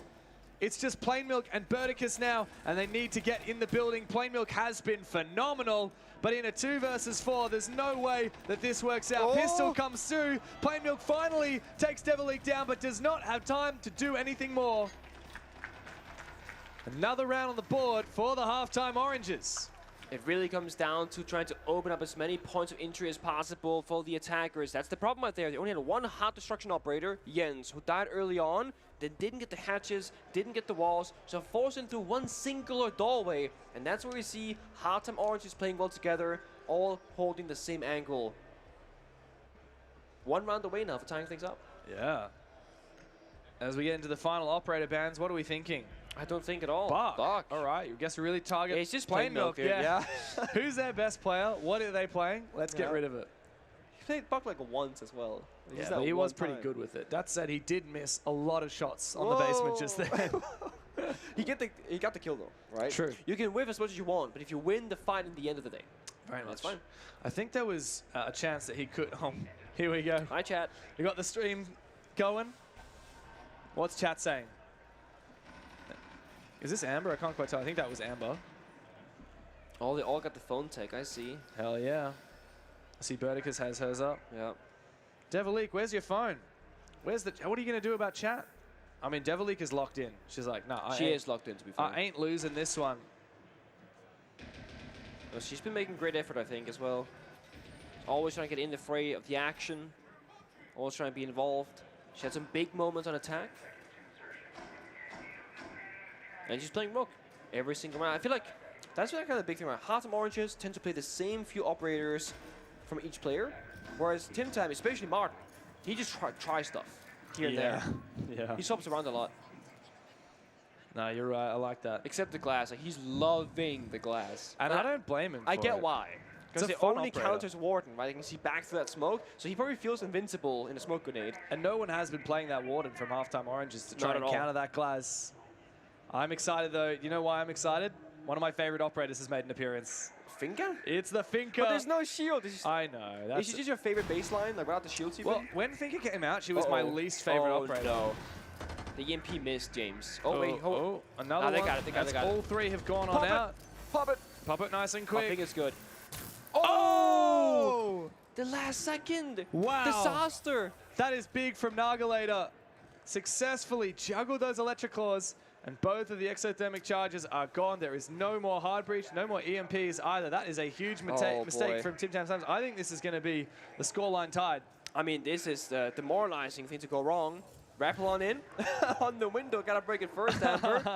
But we know Royce was waiting on the other side. She was going to die if that had worked out, so thank God it didn't. But this leaves, as you said, no walls opened up, no hot destruction. They spent all their MPs and even a smoke grenade from Martin, so limited utility left for Tim Tams. Yeah, how do they play it? I think they're going to have to move in from the other side of the bomb site. Getting those windows. And so they do. A nice backup plan, you know. Plan A didn't work out, so they don't waste too much time saying, okay, instead, let's move in from the master bedroom. Jens, she's already used all her utility, so she can be the first one in the building. Gun for hire. On the rappel, though, Martin, good idea, but Devilique on the floor. Gets one, trade it back. Yeah, good trade from Plain Milk. Oh my God. Fade away. Beautiful shot. Alethea did not see it coming. There's a flank downstairs from Royza. Already sending it straight on up. Might have the timing here against Birdicus. The discipline. The sledgehammer. He wants two. He's waiting. He's waiting for the chance to see not one, but two players. Sees Jens, takes him down. Actually missed the chance to take down Birdicus, and he decides it's about time to fall back towards the bomb site. The important thing here, Tim Tam Slams could have rushed the bomb site 3 versus 2, but they're not sure what to do right now, so they're waiting. This gives Royce time to help his teammates back on site as well. 30 seconds to go, and again, one doorway into sight. That's all they have to work with. Oh, Nargalator is taken so low. Plain Milk could hit 20 kills in this match if he keeps it up. Brings out the L85 and looks to finish what he started against Nargalator. A nade goes out from Birdicus, but doesn't quite find its mark. 10 seconds to go, and Plain Milk is on the floor. Halftime Oranges are keen to tie things up. Birdicus and Paladin Amber, what are you guys going to do? Nargalator has locked it down. Tackler to support. The scoreline is even Stevens. Don't get ahead of yourselves. The game is not done yet for Tim Tam Slams. Halftime Oranges have a little bit of fight left. Oh. It might be time to go back to basics, right? Like, they're trying so hard to do the right things. Open the walls, hard destruction, EMPs, hard breach. It's not working. It might be time for Tim Tam Slam to take some inspiration from Halftime Oranges. Just go together, simplify it. Don't overcomplicate the attacks. Scared knives. What? Sorry, not Knife sorry. fight? I mean, that would be fun. Done for a knife It is fight. 5-5. This is the perfect time to go for a knife fight, right? Knives out. Yes, Is it we're gonna doing be? it. I think we might just be doing it. Do you think everyone here that they're honorable? No, we are definitely going to have some disrespect here. If every player goes out to go for a knife fight, come on. What's the final word here? I mean, Questions asked. halftime Oranges are setting up as if it's not going to be a knife fight. Come on. Next one. Oh, come on, guys. Wow, Next You round. know what? I think there's a bit of cheekiness here because they're playing one of the stronger bomb sites. Next round, before we go CCTV, the weaker bomb site into a knife fight. Oh, they just won CCTV. They can't go back next. It would be basement sorry, next I thought up. it was oh, you're right. We So, blanked. It's no, fine. You're right. No, but I don't know. I feel like this would have been the more appropriate round to go for a knife fight because Yeah, it is 5-5. 5-5. I mean, next round, it'll be a knife fight, but one team will be on match point. That seems a little bit unfair. I'm with you. Plain milk, though. I mean, looking at that 20 bomb, 17 kills and 7 deaths. Oh, I hope he gets it. He's been kind of, I want to say he's been slowing down, but I feel like Halftime Orange done a great job at just countering him. Like, wherever he goes, that's where they're going to send the majority of the people. Yeah. Ops, he played like the buck, batted away. Just target him. Needs to move together with the team. Burticus getting to work with the sledgehammer. Paladin Amber is setting up some fire. A lot of it goes outside the building, though, which is not great. You want that inside the building for sure. At least to use it, you know? Got to use that util. Burticus already done some good work using her hammer to open up those castle barricades. Now she's going to open up this hatch. What's the plan here for Burt? Where's she going to move to next? She's got a drone, but it's a long way away. I'm not sure.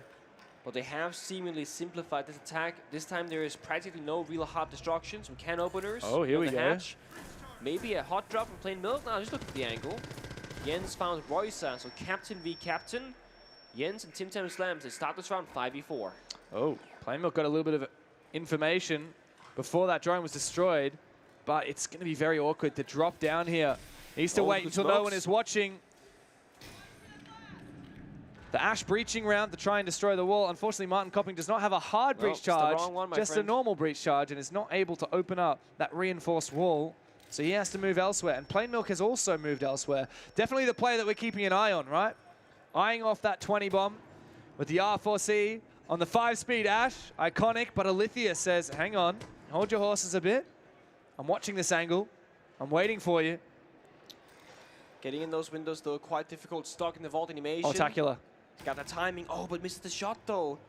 And know where Jens is on the flank up above. The rest of the team outside stuck on those windows again. Has to just jump on in. It has been a very slow round, He but does. Plain Milk goes for it, sends it inside with the R4C, 18. finds a kill, looking for more. Devilique and Nagalator, the last two standing for halftime Oranges, and Jens has taken one of them down. It's all up to Nag in a 1v4. Gets Finds one. Paladin Amber, but needs to find a whole lot more than that. No Nitro Cell, Plain Milk for his 19th kill. Secures match point for Tim Tam Slam. And if Royce is going to be true to his word, it will be a knife fight coming up next. That could be the 20 bomb without the gun. But will they really go for a knife fight when they're staring down match point against them? It's risky. Oh, tactical timeout. Wow, halftime Orange's tactical timeout. They're going to talk tactics before they agree to the knife fight. Oh, hold up. That is a different kind of tactical timeout. All right, Jens is up out of her seat.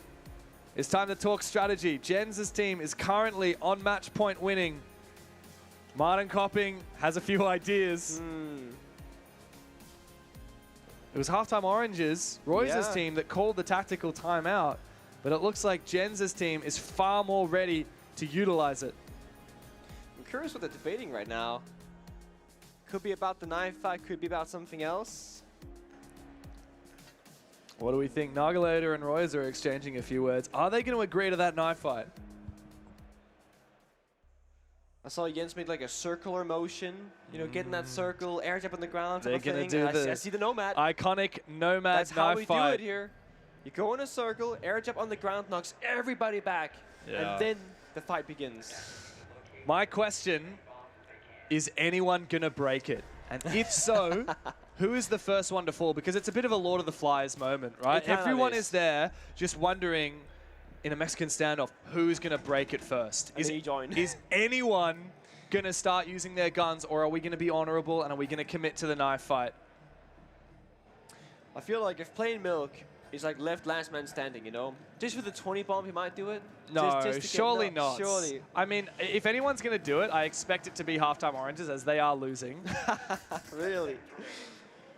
But if Tim Tam Slam break the knife fight pact to win the game, that would be very bad manners. I would not be happy with that. If I was Royzer, I would have a few choice words for Jens if that's what happened. But it looks like the defensive side of halftime oranges are making their way outside. It is time to assemble. Yeah. Get in that circle. The alarm is going. It's time to make a neat little circle with all 10 of our players to prepare for the knife fight. Plain Milk will send down this air jab. Everyone will be knocked on their back, and then the knife fight will commence. Everybody get ready and come closer. Gotta form that line or a circle. Royzer, get closer, come on. And we're off! Wait. But it's bad manners from Burnicus, who starts before the affair begins. Everyone from Halftime's Oranges seems to fall. Plain Milk has not found the 20 bomb yet. Devil League finds one, but Jens will trade it back and win the match for Tim Time Slam. Bird started early though. The air jab didn't go off. When the first knife kill came through, I think she realized just now. Sorry, OG in the chat. Little bit of cheekiness from the winning team. Was it the winning team or was it the losing team who broke the pact? Oh, Royzer has got to be mad about that one. Surely we will get up on the stage and get to have a chance to talk to Royzer and Jens. I surely hope so. Glum faces for Nagalator. Poor halftime oranges. Despite the tactical timeout, they could not get it done. Happy days for Jens and friends over on Tim Tam Slam. Where's the handshakes at? I'm expecting, unless, I mean, they're sitting back down, headsets on. Kind of half and a half right now. Just figuring out exactly what to do right now. Yeah. You can see Jens and Royzer, they have not shaken hands yet. No, they're sitting back down. Come on, I expect a handshake here, my friends. Seems to be a little bit of discussion going on.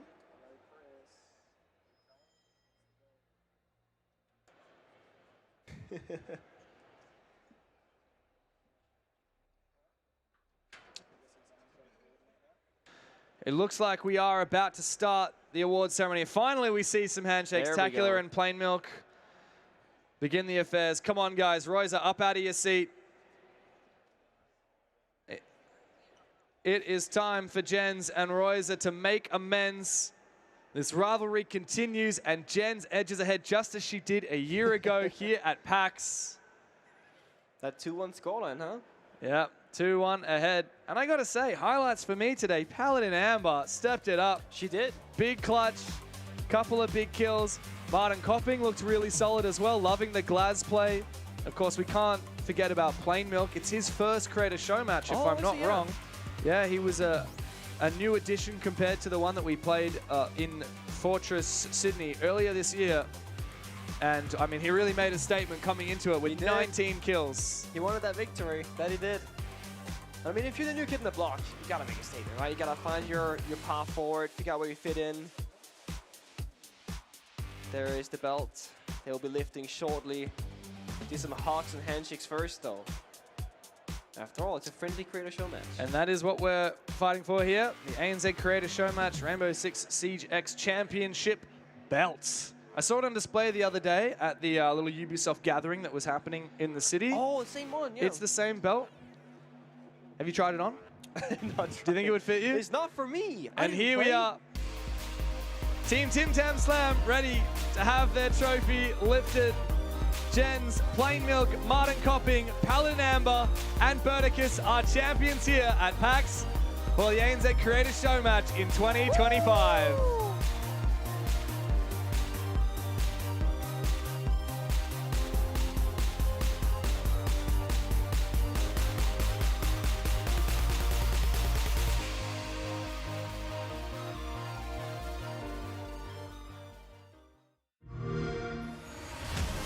You know how they say it's not the destination, it's the journey?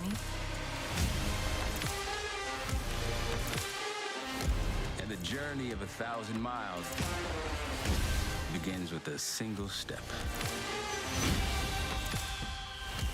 And you know what? They're right.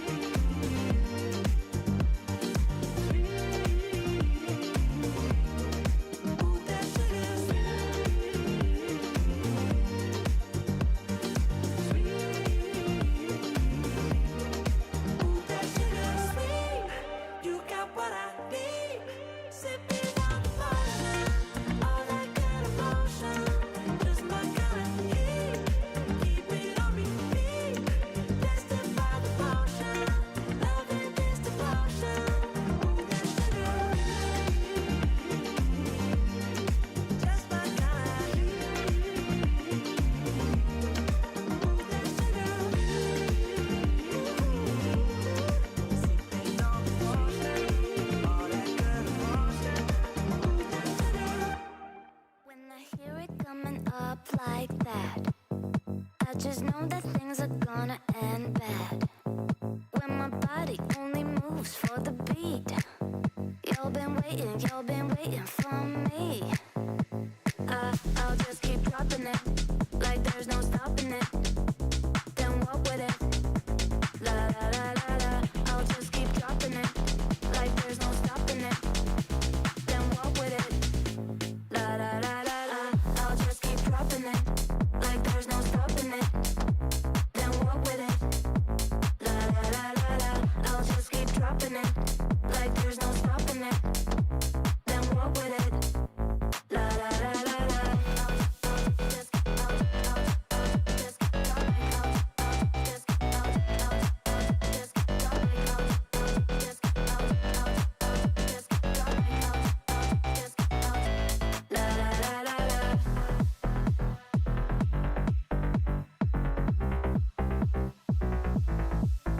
When I hear it coming up like that, I just know that things are gonna end bad. When my body only moves for the beat. You've been waiting for me. I'll just keep dropping it, like there's no stopping it. Then walk with it, la la la la la. I'll just keep dropping it, like there's no stopping it. Then walk with it, la la la la la. I'll just drop like I'll just la la la la la. I'll just drop like I'll just la la la la la. I'll just keep dropping it, like there's no stopping it. Then walk with it, la la la la la. I'll just keep dropping it, like there's no stopping it. Then walk with it, la la la la la. Just drop like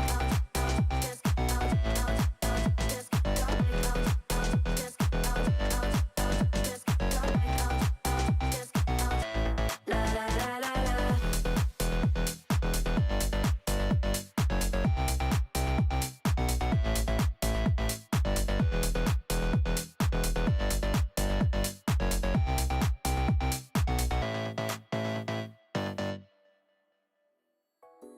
처음 본 순간부터 눈을 뗄 수가 없었어. 이 세상 하나뿐인 너 처음 봤으니까 빠졌으니까. Then you got me sinking low. 사랑이란 단어로 썸도 아닌 썸을 타며 행복한 줄로. 친구들이 다들 바보래. 사랑 표현 못한 벙어리. 한 번도 안 해봐서 어떡해. Honestly, 'cause 1, 2, 3 중요한 건 you and me. 내 곁에만 있다면 baby can't you see. 자꾸 쳐다보면 뭘 말이라도 걸어봐. 속마음을 표현해.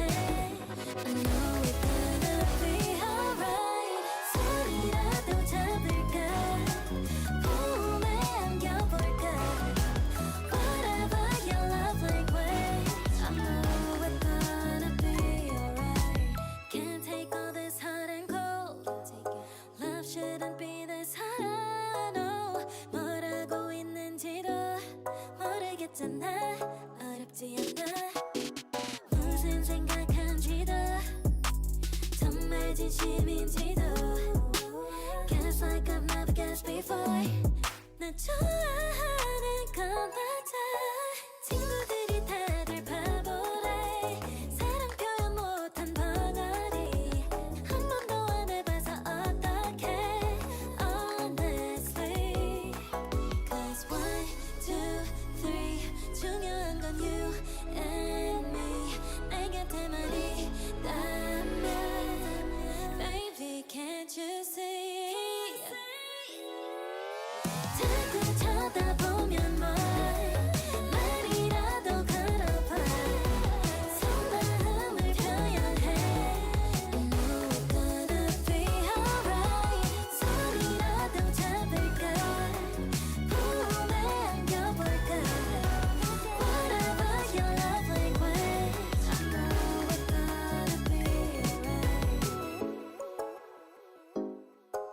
know we're gonna be alright.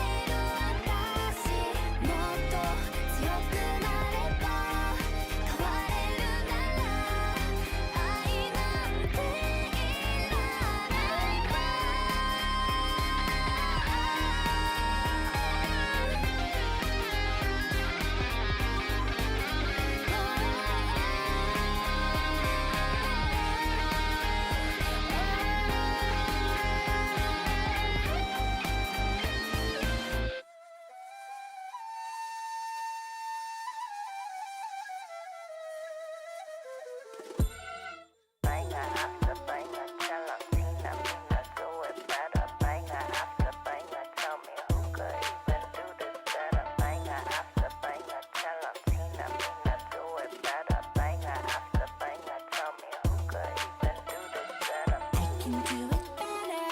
I can do it faster. 내리에 스며들게 주문을 걸어봐야. I can go much longer. I am so much stronger. 내리에 스며들게 주문을 걸어봐야. They provide me shade and I really thrive on it. 오늘도 역시 괜히 기분이 sunny. Sipping lemonade from my lemon tree honey. Let me spill the tea on all these haters all love me. Broke about the killing it, winning attitude. 당당하게 올라가, see my altitude. 나랑 맞서 싸우면 baby you would lose. If I wasn't me, I get it, I would hit me too. I can do it better. I can do it faster. 내리에 스며들게 주문을 걸어봐야. I can go much longer. I am so much stronger. 내리에 스며들게 주문을 걸어봐야. 자신과의 싸움에서 지면 약오르지. 매일매일 일어나서 부터 보는 거지. Look in the mirror, say you're a winner. 주문을 걸어봐야. In a bad mood, 바꿔버려 in a hurry. 꿀꿀한 기분 털어버려, I don't worry. Get through the weather, feeling get better. 주문을 걸어봐야. I can do it better. I can do it faster. 내리에 스며들게 주문을 걸어봐야. I can go much longer. I am so much stronger. 내리에 스며들게 주문을 걸어봐야. Banger after banger, tell 'em Tina Mina do it better. Banger after banger, tell me who could even do that better. Banger after banger. Banger after banger. Banger after banger. Banger after banger. Tina Mina do it better. Who could even do this better? I can do it better. I can do it faster. 내리에 스며들게 주문을 걸어봐야. I can go much longer. I am so much stronger. 내리에 스며들게 주문을 걸어봐야. Banger after banger. Banger after banger. Banger after banger. 주문을 걸어봐야. OMW, on my way to you. Good at what I do. I'm OMW. OMW, on my way to you. Good at what I do. I'm OMW. Watch me walk away, putting myself on display. 1, 2, 3 a day. I'm on my way, on my way. I'ma have you on tiptoes, watching my diamond afterglow. I know you wanna take me home. I'm on my way, on my way. OMW, on my way to you. Good at what I do. I'm OMW. OMW, on my way to you. Good at what I do. I'm OMW. On my way, on my way. They wanna judge me, I'll testify. Catch me on Insta, I'm verified. They want me quiet, I amplify. I'm on my way to the best thing that you've ever seen. You know that you bow to the queen. You lose all your senses and reason. I'll give you something to believe in. OMW, on my way to you. Good at what I do. I'm OMW. OMW, on my way to you. Good at what I do. I'm OMW. On my way, on my way. On my way, on my way. Yeah, OMW. Nothing left to prove. So enjoy the view, taking a picture like Malibu. I'ma have you on tiptoes, watching my diamond afterglow. I know you wanna take me home. I'm on my way, on my way.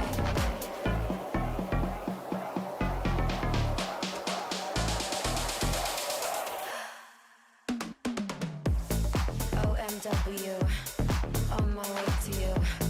Good at what I do. I'm OMW. OMW, on my way to you. Good at what I do. I'm OMW. I don't wanna talk, I don't wanna fall. I know what I want, yeah, I want it all. Looking when I walk, here's my number, call. Pick you like a lock, just to make you crawl. Going out with all my fans, fire dripping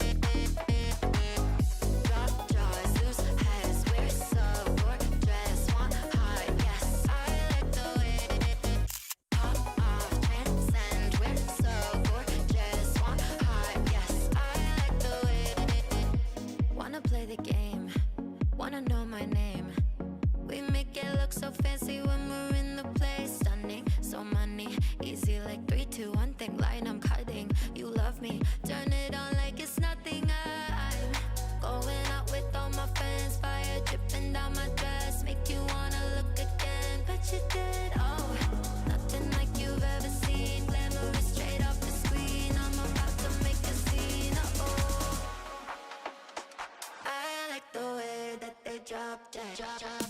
I like the way that they stop it. Who's next? Making you blush, you a rush. Get a suck, don't touch. I like the way that drop jaws, loose heads. We're so gorgeous, want high, yes. I like the way pop off, transcend. We're so gorgeous, want high, yes. I like the way drop jaws, loose heads. We're so gorgeous, want high, yes. I like the way pop off, transcend. We're so gorgeous, want high, yes. I like the way.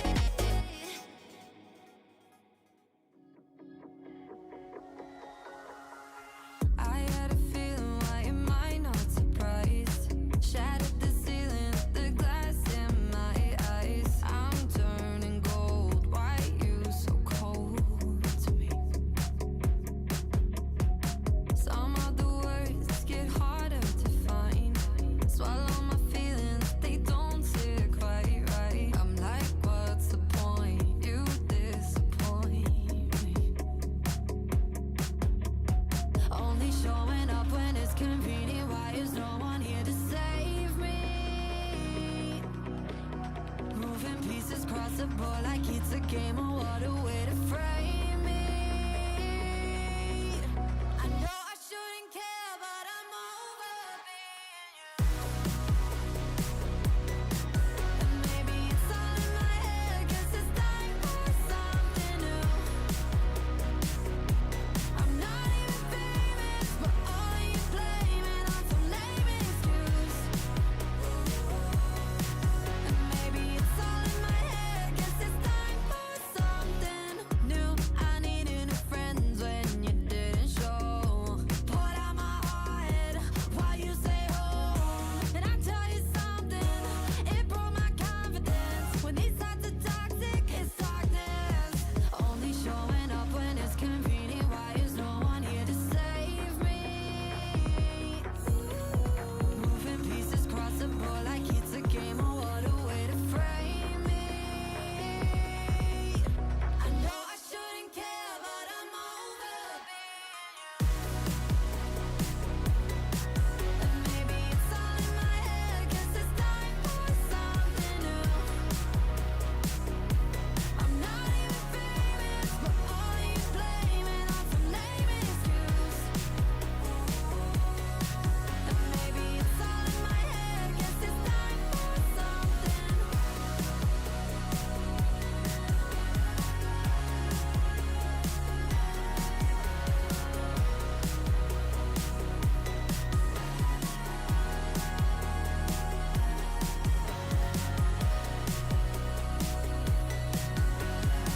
This is the start of, this is the start of, this is the start of something new. This is the start, this is the start, this is the start of something new.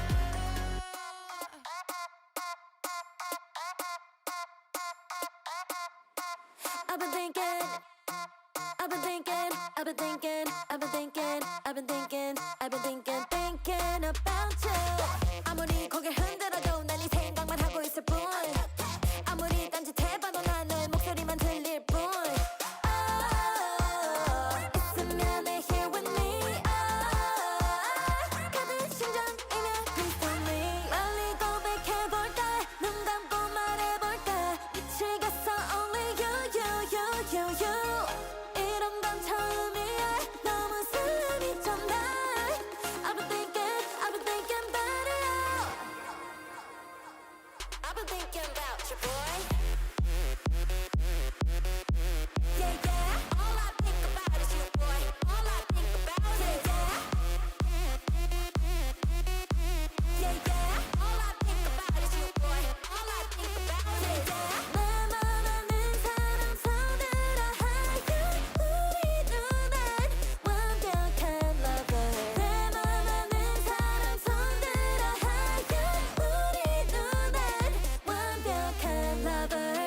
나가도 괜찮겠지 다른 애들보다 내가 훨씬 단단하게 걸어가면 다들 속닥속닥 My confidence is shooting through the roof 아무리 고개 흔들어도 난 이 생각만 하고 있을 뿐 아무리 딴짓해봐도 난 너의 목소리만 들릴 뿐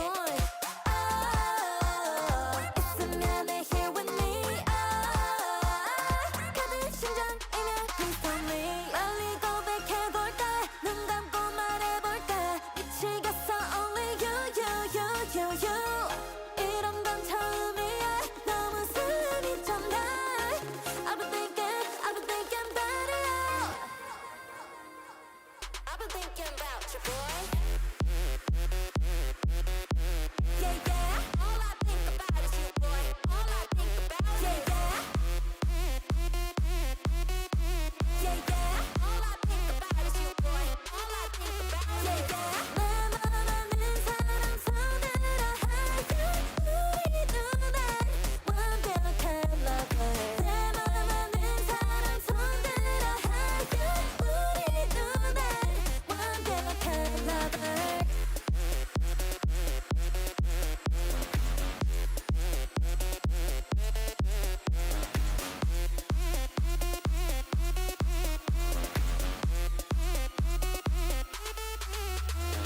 Hey boy I can sleep at night So 내가 한번 해봐 이리 와서 Hey boy I can sleep at night So 내가 한번 해봐 이리 와서 I've been thinking about you I've been thinking about you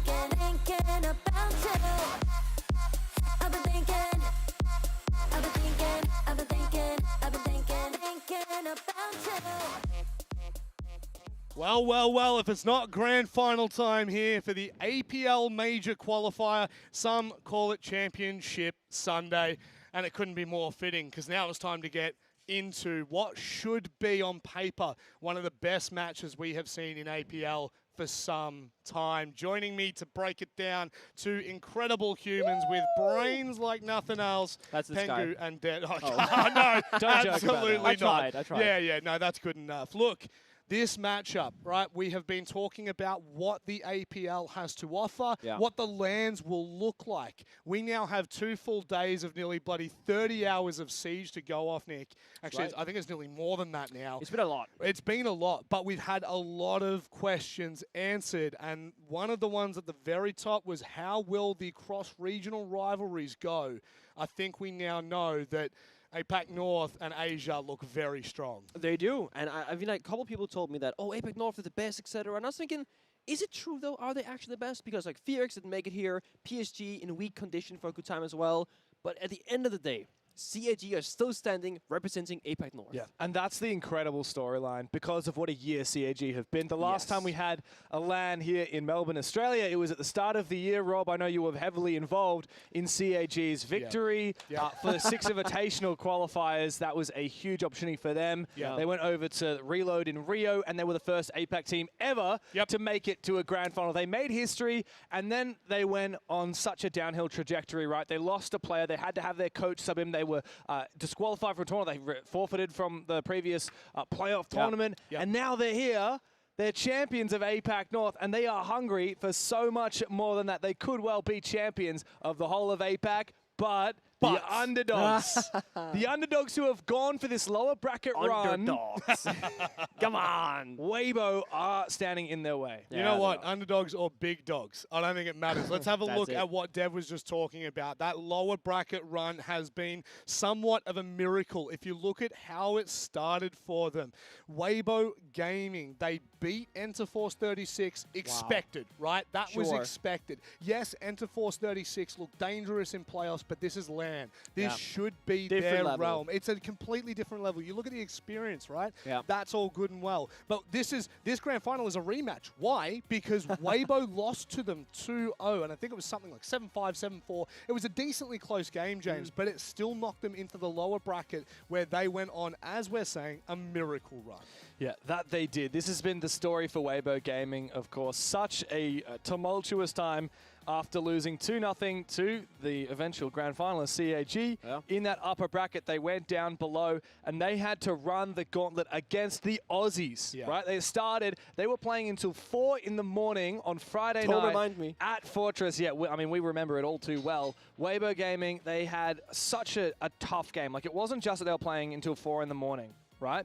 But across those 3 maps, they lost 11 match points to the Chiefs. Right? They lost a 6-2 comeback to end up losing in overtime. They almost fumbled a 6-1 comeback as well. And it didn't get much easier against Enterprise, the other Aussie team here on stage yesterday. They lost 5 match points. They had to run that gauntlet. And then they played against D plus Kia, the Brazilian roster, who historically has had the number of most of the teams here in APAC, and they beat them 2-0. Yeah. So Weibo have really set this amazing underdog comeback story. It's actually been crazy. So just going to read out the scores of Weibo. 7-4, 7-5, 7-8, 7-5, 7-5, into a 7-5, into a 6-8, and then it kind of got a little bit easier for them with a 7-3 victory over Enterprise, only to go 7-3, 7-5. They have nearly played every round possible in regulation here, but their opponent CAG, their run in the upper bracket has been nothing short of phenomenal. They've looked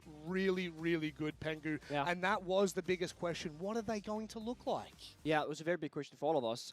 Yesterday, when we saw CAG against D+, their story was that they start slow, but oh boy, do they speed up, right? That first map with Chalet, we're thinking, CAG not making it to second map. Like, they'll just lose on the first map, and that's game over. There won't be a second map that's relevant. But then it completely flipped upside down. CAG, slow starters, whereas for Weibo, they will start very quickly and throw those match points. It is complete opposite stories for these two rosters, which means today, a massive question mark. What's going to happen? It certainly is a bigger question mark than I think we've had at APAC lands in the past, because it's two polarizing types of kind of journeys to this point. But speaking of journeys, let's deep dive into CAGs. They are a roster that have been to so many international events. They are probably one of the best... Oh, Annie. Oh, one Annie. of Classic. One of the best and most well-known teams, because they've been around forever, Dev. But that's the thing that people kind of forget about how important this conversation is. Consistency is king above all else. That's right. I mean, CAG have a storied history. They've been in the APAC region for 7 years now, and we still have their team captain, Anaton, from day one. They have stuck through thick and thin. They've been making these huge roster changes. And most recently, of course, they lost one of their longtime core players and had to bring in their coach, Didi. Now, it was such a big moment for CAG because they'd just gone to the grand finals in Rio. They were just, on the verge of making history. Could they be the first APAC team ever to take an international title? And then they had to forfeit in stage 1. They're here today playing with their coach. And my God, we never would have expected how good they look with Didi. Yeah, himself, he's not an individual fragging player, but as a unit, this team actually looks better than ever before. And what's crazy about DD is, we were talking about this, he is actually one of the only teams to kind of beat CAG in a grand final. DD man back in the day at the RJC, a big event that happened in 2021 in Japan. 4 years ago. Insane amount of time. He actually beat CAG in one of the most prolific underdog storylines we've had in APAC. That run that they had was incredible. So he's not like a little small-time player. He's been here before. What team did he play for back then? Donuts Varel. Yeah. Oh, Donuts USG. As we said, go nuts for donuts, baby. We love that. But the thing for me is, what's crazy, we only have 2 players that come from the previous APAC LAN event. One is Anaton. You just said it. Do you remember who the other player is, James? No. That's okay. Speak easy. Yeah. Pengu remembered. I got it. And the great James Dev Martyr Stewart didn't. And he is on the opposite side with Weibo. He has had an absolutely ridiculous career. He and has. I will say that now that we're getting into this, Weibo, They're back on the up. They're Yep. finding their momentum. Pengu, is it enough to topple the Giants? It's a big question because to me, Weibo have played some of the most amount of Siege in the last 2/3 days. It's been a ridiculous grind for them, right? Bootcamp, online stage, getting to land. Friday was wild. Yesterday was wild. As you said, 7-5, 7-5 a billion times. I don't know how much more they have left in them. But with that being said, when you've gone the distance like this, you're gonna go for one more. Oh, yeah. I mean, like, to put this into perspective, Weibo in that lower bracket run with pretty much all of their games, except their loss to CAG, going the distance, they have played 12 maps of Rainbow Six Siege over the last 2 days. CAG Ridiculous. have played 6. Weibo have Doubled played it. more than double the amount of their opposition Nice. over this weekend. All the VODs are out there. Yeah. You know, CAG can watch back all of their strategies. It's about playing scrappy. It's about improvising. It's about getting it done on the day, and that's what these guys can do. One thing we saw from Weibo Gaming yesterday that impressed me is that they did pocket strats. Something that we've never seen from them before. Likely Meepy and the supportive crew of Gohan, for example, on Yes, Weibo, very saying, true. guys, if you see this kind of setup, do this pocket strat. Just this one time ever. I feel like Weibo, they've been digging deep, but successfully, because they are running out of strats. And these stats that we're looking at are over the course of the last 2 days. Yeah. So that puts this into perspective. Turd came in as one Oh. of the best players overall, but he's only been shadowed by one, the god He's of back. APAC. He's back, baby. Some would almost call him the Grim Reaper, but that is not just his title. He is competing against Shu Reap. That's damn sure. Both of these players have had a phenomenal run so far on LAN. And I think that that, honestly, is so fitting, Nick. It's Yeah. so fitting because they have always been the best players from their regions. But on LAN, they have so much experience that when they get to these events, Yeah. it's like being at home. No, really, it's about peaking at the right time. Some people were a little bit critical of Reaps in the online stage, saying, oh, Turt's the best player now, what happened to Reaps? But then we got Len, like you said, and guess what? He's back. Keanu Reaps is here to get kills and kills and kills. Shureep, though, different story. He has been mad consistent, both online and here in LAN. He has been the star player for CAG in the kill department. Yeah, and while these two players have their fragging capability in common, where they differ is their demeanor and how what energy they bring to the server. Oh, Because yeah. Reaps is cold, right? You call him Keanu Reeves. He does nothing except sit there and kill. And kill. And on the flip side, you've got Shureep, and he is a jester. He is a joker. He stands up, he brings the energy for the team, and they say, well, you reap what you sow. Both of these teams have been putting in the work. Both of these teams have been grinding and practicing to come here today to chase that championship title. Well, speaking of which, it's important for us to get to the map vetoes here, Jens. Oh, because- that's a hard one. Yeah, it's going to be a very hard one. Again, I'm going to say what I always say when it comes to the cross APAC regional kind of competition. Yeah. Give me Border. Give me something explosive. Give me something that Border, will Labs, entertain. or Chalet has to be in there in the BO3. Well, every let's single wait. time. They're all floating. Chalet's Okay, been Chalet's banned gone. out. Come on. Give Surely it to Border me. gets picked by Weibo here. Give it to 100%. me. Show me the Border. No, wow. it's not Cafe there. Club. It's not there. Not but Decider. Cafe and It can still Clubhouse. happen. I tell you what, there is still a Lair, chance. Border, and Oh, there it is.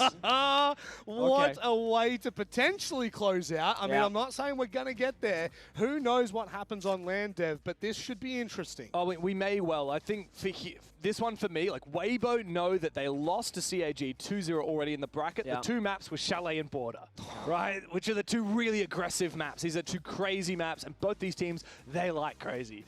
I think it's a good move for Weibo to get one of them out of there, get rid of Chalet, and it's interesting to me that CAG, they could have gone for the ultimate chaotic map of Border, but instead they go for our good old, faithful, structured Clubhouse. And it means the first two maps in the pool will be your typical Siege. It's strategic. It's all about executes. It's all about hybrid. It's all about utility.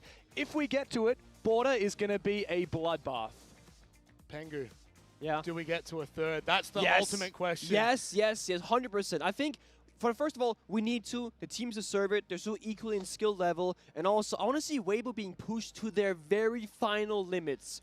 They've gone through You haven't so seen that many... enough? You haven't seen I that want to enough? see what happens at the very end because they might lose their mind, and I want to be able to witness it and see the greatness that can be a Weibo third map. Well, I can tell you right now, this might be one of the most exciting matches we've had on the dockets in a long time. APAC North, a titan in CAG. They go against the formidable, the dangerous Weibo.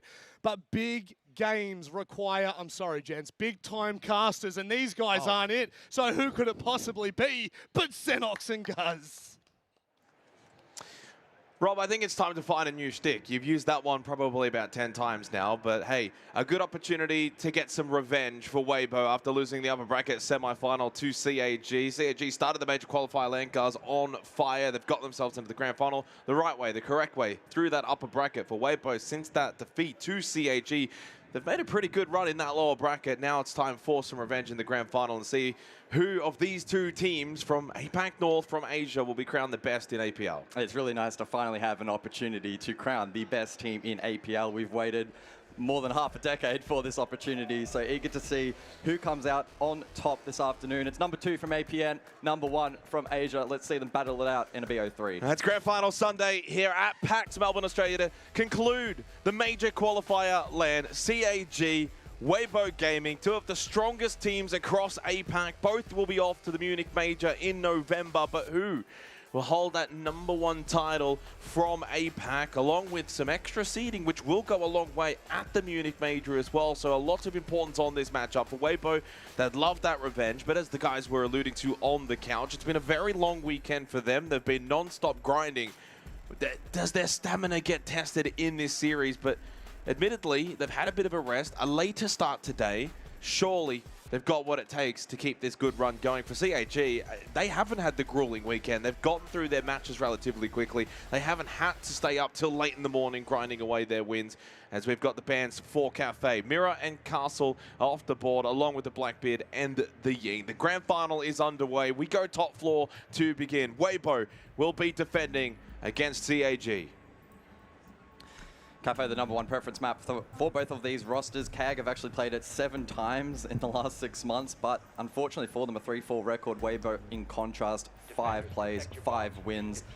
The biggest contrast in terms of numbers heading into this one, Cyclops on attack, 38% win rate, Weibo 72. So this first half for CAG, they should immediately be under pressure, and we'll see if they're able to perform in this big match. As you mentioned, they've had quite a prolonged break, whereas Weibo have been consistently inside of the server and have been able to play into that bracket.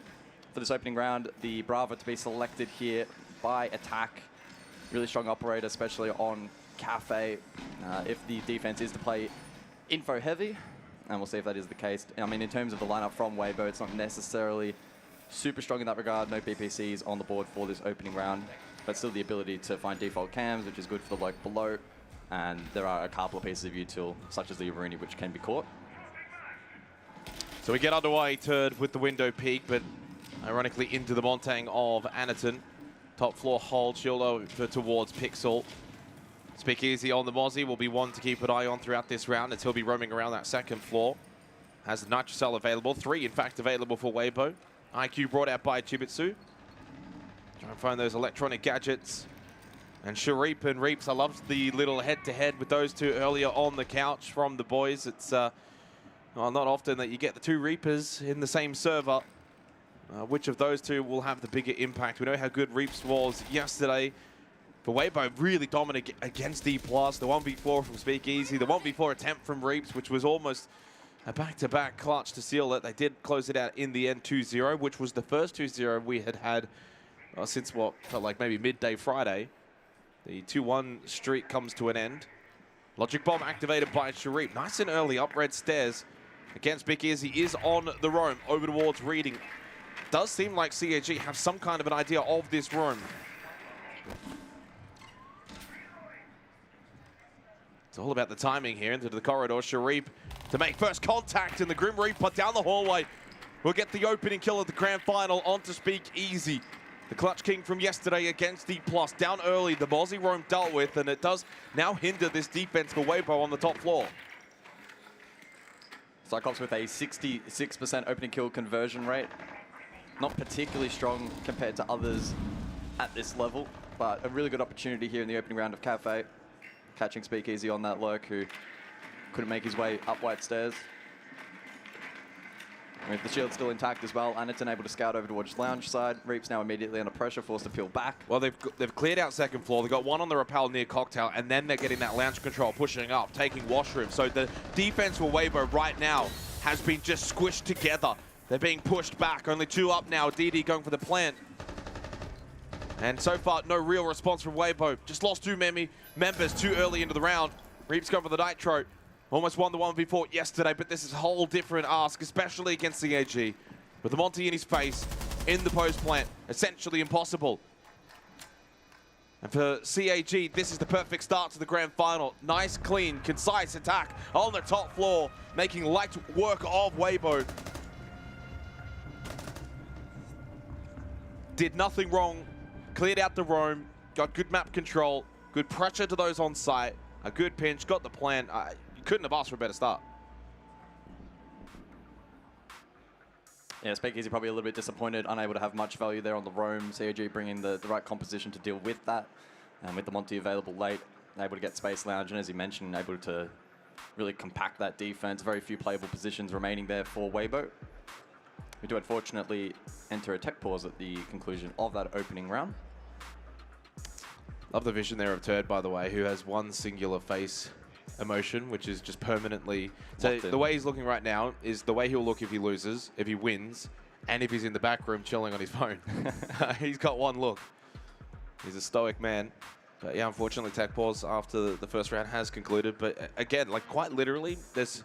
The fact that it wasn't flawless is probably the only blip on the round. 4 alive, opening kill, got the plant down, and their positioning was great, execution was great, and Weibo get the early measure that this is not going to be an easy grand final, that they're going to have their work cut out for them. For whatever reason, CAG have just looked so fired up this stage, and maybe it was a disrupted stage 1 that kind of reignited the flames in this roster. And we know CAG, of course, made the grand final at Reload over at Rio earlier this year. As we head back into the game for the second round, we go to Kitchen for the second round of Weibo Gaming's defense, and they will go quad nitrocells. So equipped heavily with destruction from those C4s. CAG will go for the attacker repick, and they will change up their tune. So they bring the Sense Glass combination along with the Ram. And there's a really versatile lineup. You can go Bakery, you can go Freezer. You can also still, depending on which side you want to go, clear out that second floor, get mining train control, open up the floorboard. Same with Fireplace. Speakeasy on the pulse. We'll get some information, though, as to where this attack will look to come from, whether it's a Bakery side hit or a Freezer side hit.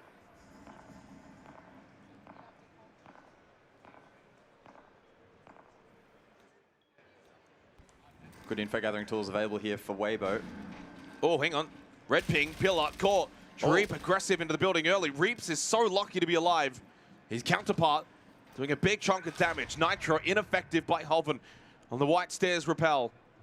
And Reaps will get down safely, but he has lost a lot of his life. Yeah, Hoven having to exchange that Nitro to allow safe passage for Reaps. And that's a piece of utility lacking now for the late round.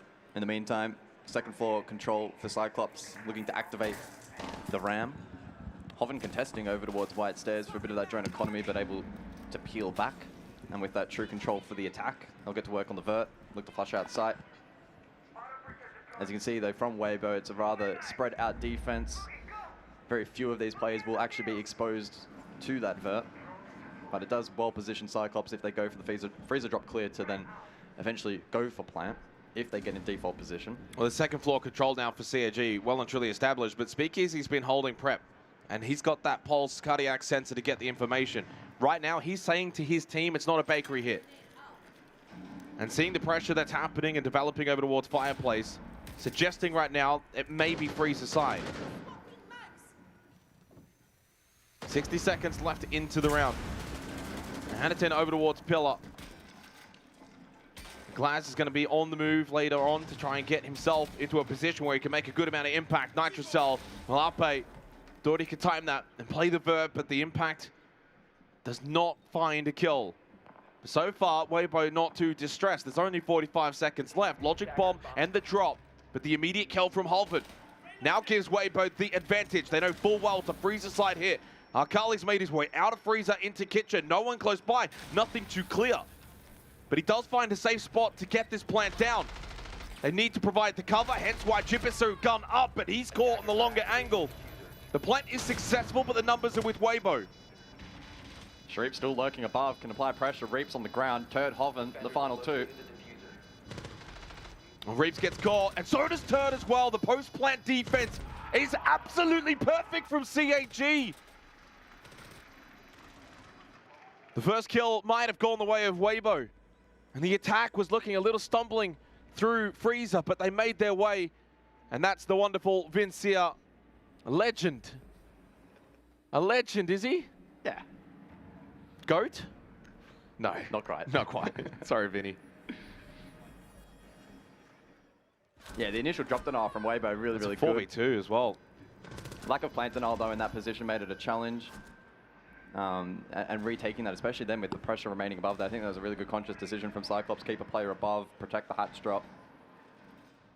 Make the retake really challenging for Weibo. They tried to grind it out, but ultimately unsuccessful. So that's 2 straight attacks on a map where historically Cyclops haven't been particularly strong on this side of Cafe. So applying some pressure early onto Weibo. Top floor hold here for round number 3 to protect objective down below. Again, Weibo looking to lean into the pulse, and I think Speakeasy in that last round didn't find much, but in a sense, no info was good information, just Weibo unable to really translate that into success. Over in APAC North this stage, Cafe actually the most played map. Unfortunately, looking like we'll go into attack/rehost, which does give me some time to reference the statistic I was going to bring up, but in an unfortunate way. But it is the most played map over in APAC North. It's almost a 70% defensive win rate map, and for CAG to go and get 2 early attacking rounds, the way they've done it, but also just getting it done nice and early, 2-0 start on the attack, it bodes well for CAG. And for Weibo, not the start that they were hoping for in this grand final. Speaking of GOATs, you've got Mentalist there in the middle, Bappin as well from Enterprise, becoming a GOAT in the making.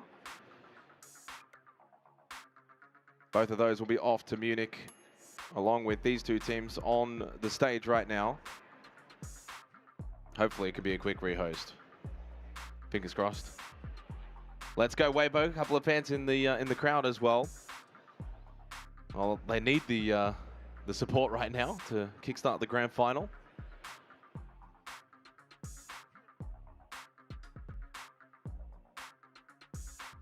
Hopefully Weibo can tap into some energy throughout this series, but that's going to be one of their biggest challenges, considering how much they've played, the hours they've played in comparison to CAG. Well, what about CAG though? So obviously they're off to Munich. What a stage they've had. They've been really, really solid.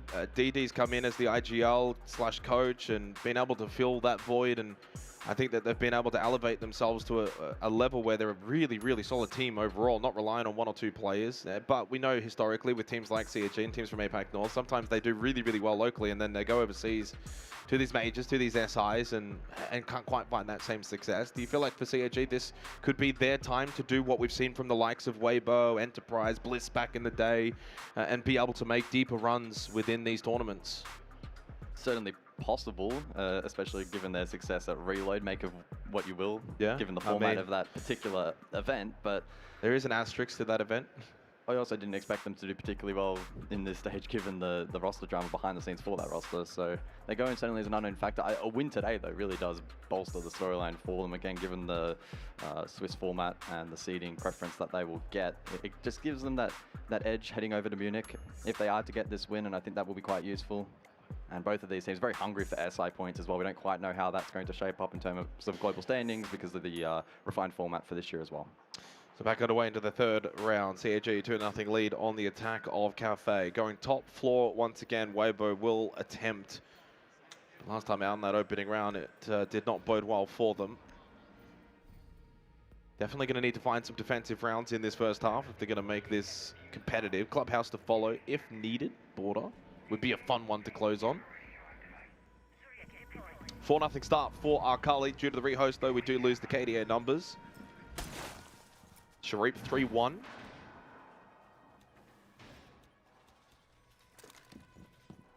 The other concern as well, 2 rounds in, Attack Cafe, 2 plants for CAG. So that's a concern if you're Weibo.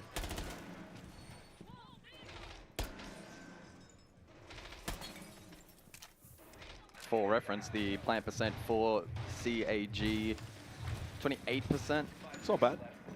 It's about mid-pack, at least for their respective regional league. But could become an increasing concern throughout this series. Top floor, tough site to defend, especially without the castle and the mirror, both of those particularly strong operators on this particular objective for defending lounge side.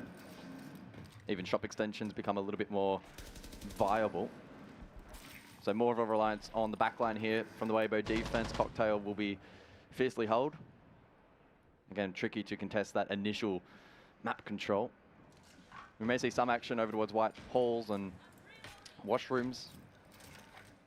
So they dropped the Mozzie, they dropped the Denari for Valk and Mute. Well, Mai comes in as well for the Sentry for Weibo, so it's a pretty big shift in terms of their operator lineup on this top floor defense.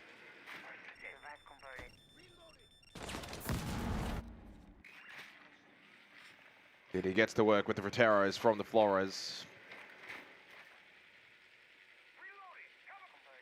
Well, the difference already again for Weibo this time around. Last time Speakeasy was on that second floor, lurk over towards Laundry, got nothing, died early.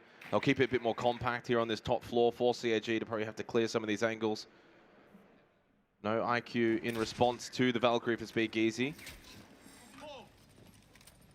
Yeah, a little surprise that Do have the Bravo. Still up given the Cludge drains. We saw that used though on the Mute Jammers to help facilitate the Flores, and so that's aided in some of the util clearance for the attack.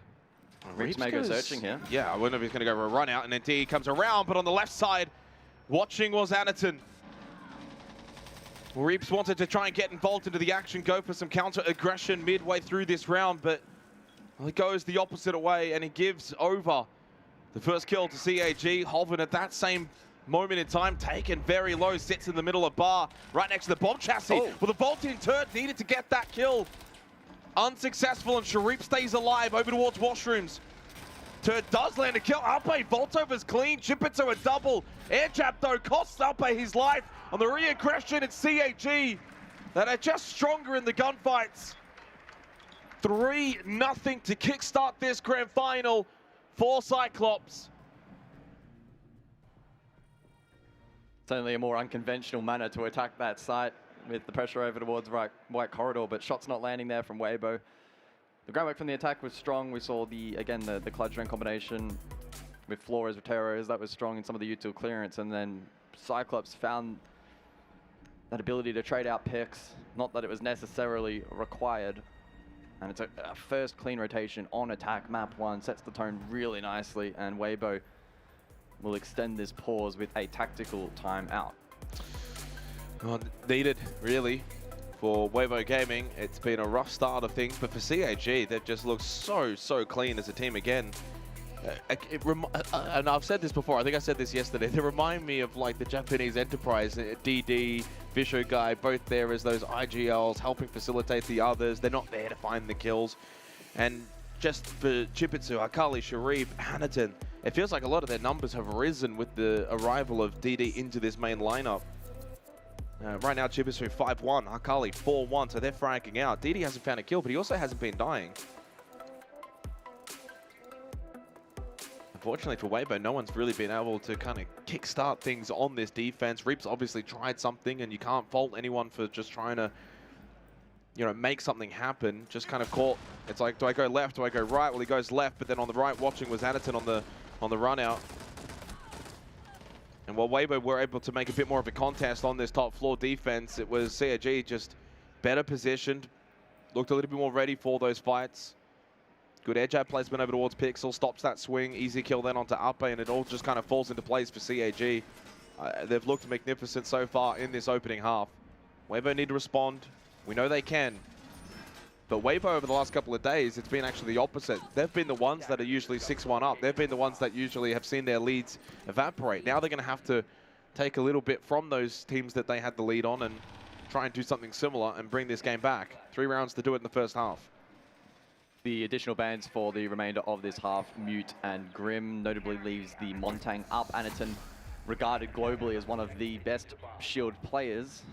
It's only the second appearance, though, of the Monty in this half. All the way back in round number 1 was the first time he deployed it, and we'll see it again here. Full reading. First attempt from Weibo. We'll see if this can be the difference maker off the back of the TAC timeout. Weibo, by the way, have not lost this map at least since April, so dating back to stage 1. So in this calendar year, in terms of competition, have not lost Cafe. 5-0 record. Last one 2 weeks ago over Daystar in a 7-1 fashion. As for CAG, 3-4, but it is their highest preference map. Did lose it 1-7 to D+ a couple of weeks ago.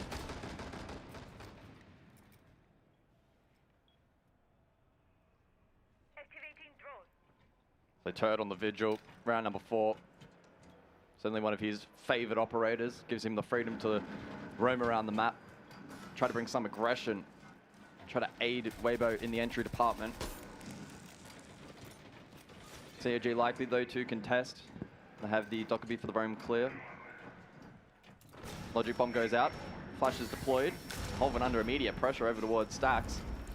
Reaps comes across to support. No one on the rappel to cut them back down towards the staircase. It was actually Sharif down below, but gets caught. So Reaps onto Sharif, finds the opening kill, and they deal with the Monty towards Lounge.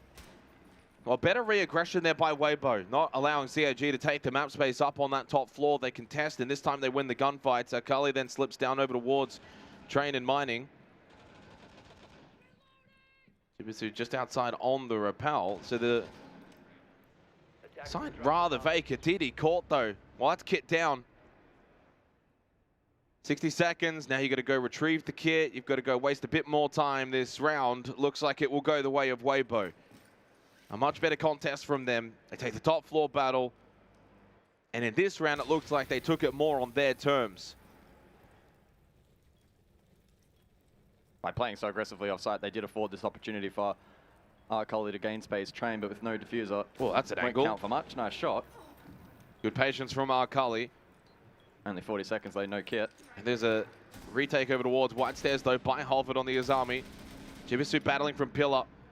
Well, had Cully been able to beat Holford and then Jibisu win this one, it would have got a little interesting, but now it should be formalities. Indeed, it will be. So Weibo are on the board in the grand final with that win.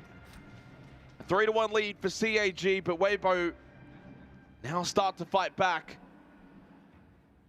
You can do it, Turd. Here we go.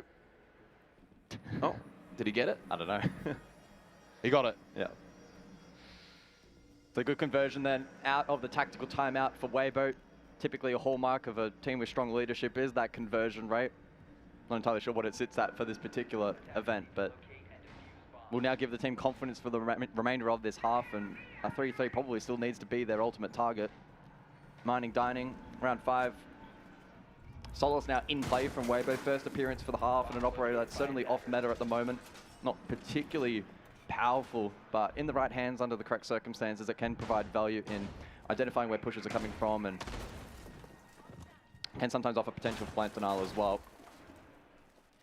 On top of that, they'll layer that with more Valkyrie information as well, potentially prompting the repick onto the IQ here from CAG, but they elect not to. They jump off the Brava as well, introducing lurk potential as well on Nook, so that will be the counterplay into the info gathering from this defense.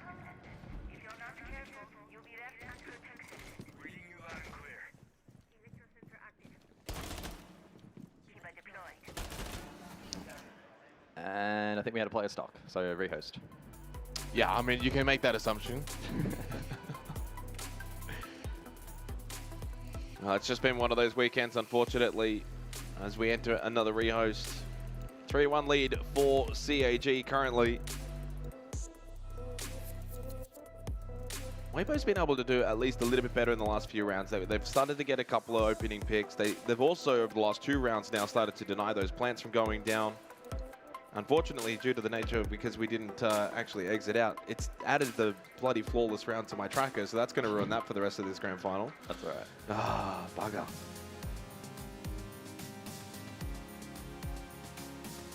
course, after this rehost, there may be an opportunity in terms of switching operators and objectives, etc., given that the attack was afforded the opportunity to scout it out in the prep phase, but as soon as we get confirmation on that, we can relay information. Unfortunate for Weibo, they were gaining a bit of confidence and momentum in this series, but a break now required. But kind of the team that's shown That's Tuhan over there. But they are the kind of team, Weibo. He was getting quite a lot of love yesterday, by the way. I don't know if actually Tuhan would have been able to hear the chants. Potentially, but yeah. Even I could hear them through our headset.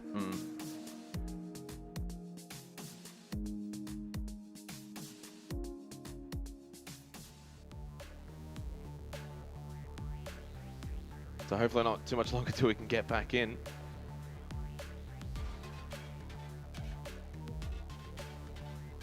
There's a special admin as well that's kind of just loitering behind. Yeah, he looks familiar. CAG as well. A lot of big names here at the LAN. It's been, what, the first one in 6 years, so you're going to have some big people around. Talking about Mag, of course. Probably was actually speaking to him last night, and he was obviously not quite been involved. Well, we haven't had LANs in APAC for like, what, 6 years, and even he's starting to get that itch. Is that a leak? Oh, a comeback? It's not a leak. It's the LAN itch, when you get that feeling. It's the same thing I get when we go overseas. It's like, oh, I might actually go home and play some Siege, and then I get home and I just sleep for 10 days. Alrighty, back into things. Rehost completed. Over to mining we go for the 5th round. Weibo still really need to probably find these next 2 defensive rounds, otherwise they're going to have to work really hard on the attack in the second half. Attackers need to locate and defuse bombs. So we do return again here to mining, dining. Composition looking the tracker fixed largely itself. similar. Yes. That's a small win. Yeah, I mean, mining has become far more preferential for teams, I would say, over like the last, what, 12 to 16 months or so. It's long gone from the earlier days of Cafe, where it pretty much never got played, and when it did, it would be like, ooh. But these days, it's far more common in the rotation for teams.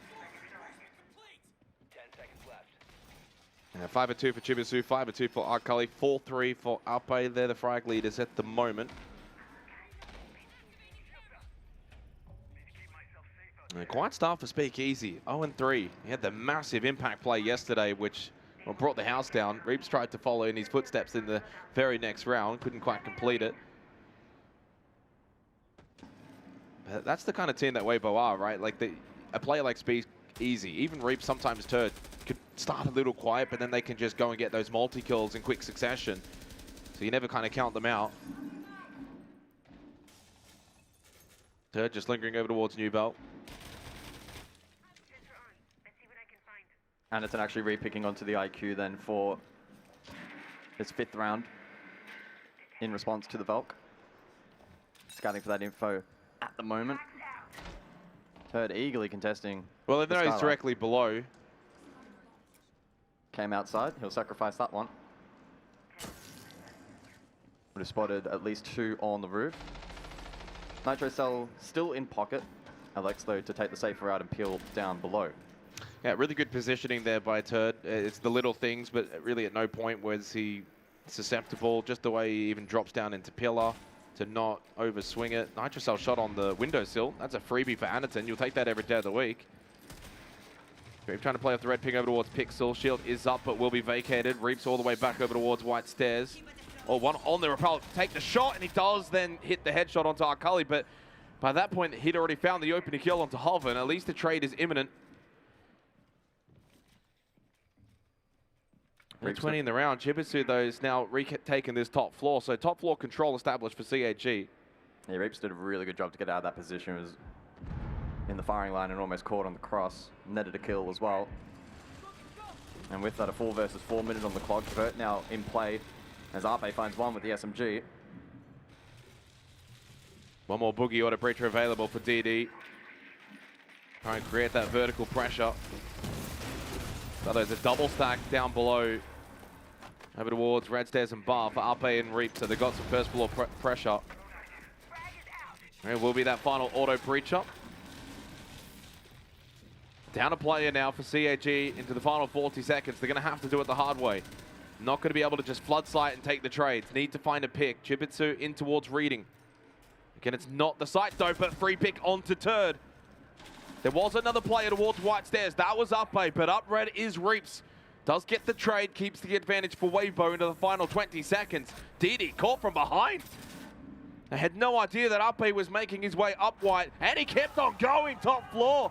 Up A finds the double to close the round out. That's 2 straight for Wavebo. Really starting to come alive now at the back end of this first half. Back-to-back rounds and looking strong on defense. Good start from Reaps, who was able to peel back and find one. Equalized that scoreline.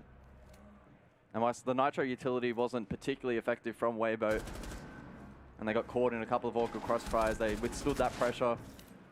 Caught Chibisu, and then the retake. Up White from Up 8. Really, really good work. Sharif was left stranded on an island 1v3. No chance in winning that round out. Final of the half to follow. Kitchen, the side of choice, and a pretty critical round now in the context of this matchup. A 3-3 for Wavebo keeps it quite competitive. 4-2 for Cyclops is a significant advantage. And last time out on this side, it was really winnable for Wavebo. Like, they in a 4v2, yeah, it's a post plan, but it's a 4v2. That was certainly a winnable round for them. Credit to CAG for being able to close out that second round on Kitchen. They actually have not had a plant since then. So, I mean, Wavebo have really been able to turn things around. Well, a 3-3 half might not be, fully ideal if you're Wavebo. You take it considering the start that you had. So Anaton will get on to the blitz. First time seeing the blitz in the half. We saw some Monty earlier. Are they shaping up for a stack Bakery side and aggressive in the early round? It's a possibility with this lineup. Rayora can cover long lines of sight. Sharif will get active and self-sufficient on the smokes, and then Anaton can play the front line on blitz. Might be the play here. Quick hit, small bake. Difficult to contest on the long angle down the hallway. So gate activated, Anaton in. They get small bake control in towards Bakery. Good information. Red ping intel over towards Speakeasy's position of the bomb chassis. It's got to be careful. Prep now quite vacant. So tucks into this corner. They could get pinched on a quick rush with this blitz. So far, Anaton just sold out a little bit towards Bakery.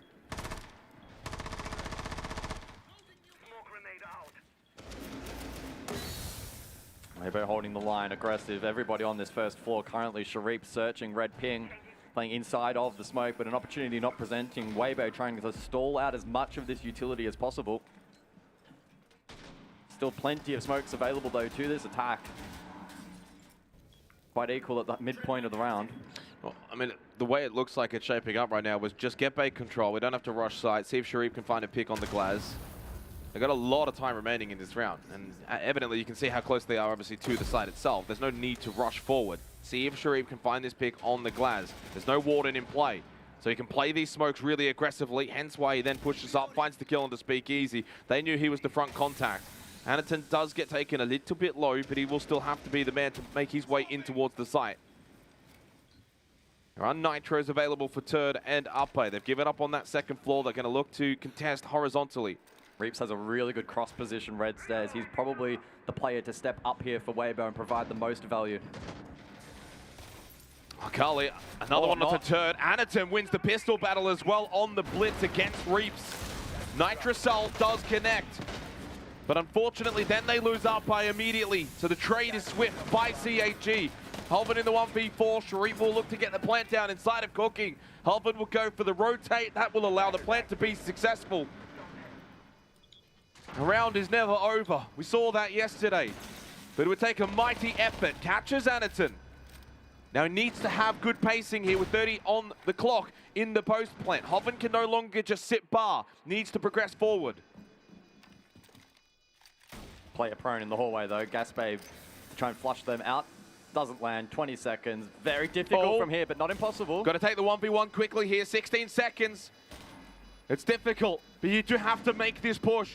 Sharif has to win this up close and does. A decent effort, certainly an NT, but it's CAG that will find themselves a 4-2 half, 4 attacking rounds.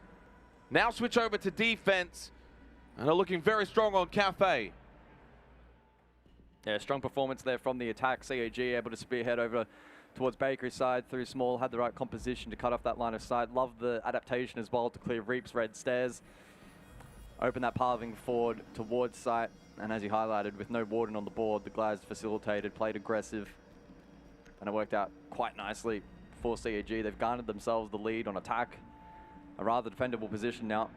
As for the bands, it's Monty and Blackbeard, so double shield. And then as is so typical on Cafe, it's the Castle and Mirror.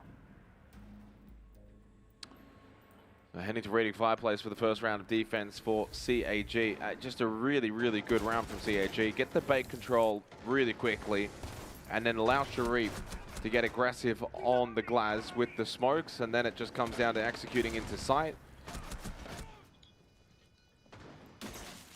Weibo look probably better when they're able to move around the map and take gunfights from not positions where they're quite stagnant and holding angles. They look better when they are the ones on the move.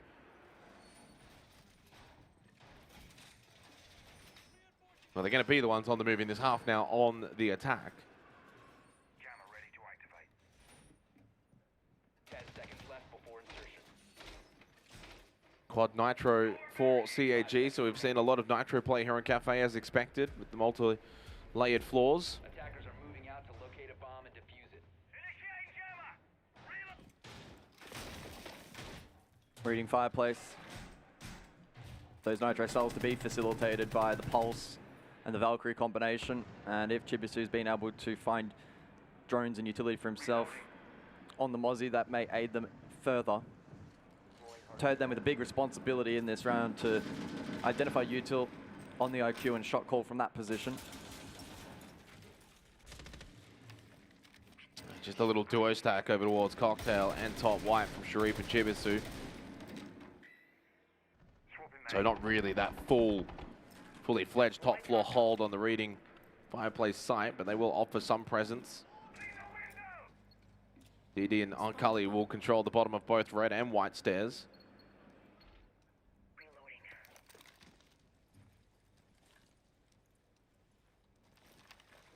How does Weibo approach this round? Turn immediately loses his drone. Over towards red. Pressure shown by Arkali. And Sharif that finds the opening kill. The roaming smoke up above gets rid of Reaps, who has not been able to have his usual impact in this map so far. 7 rounds played, only 2 opening kills for Weibo.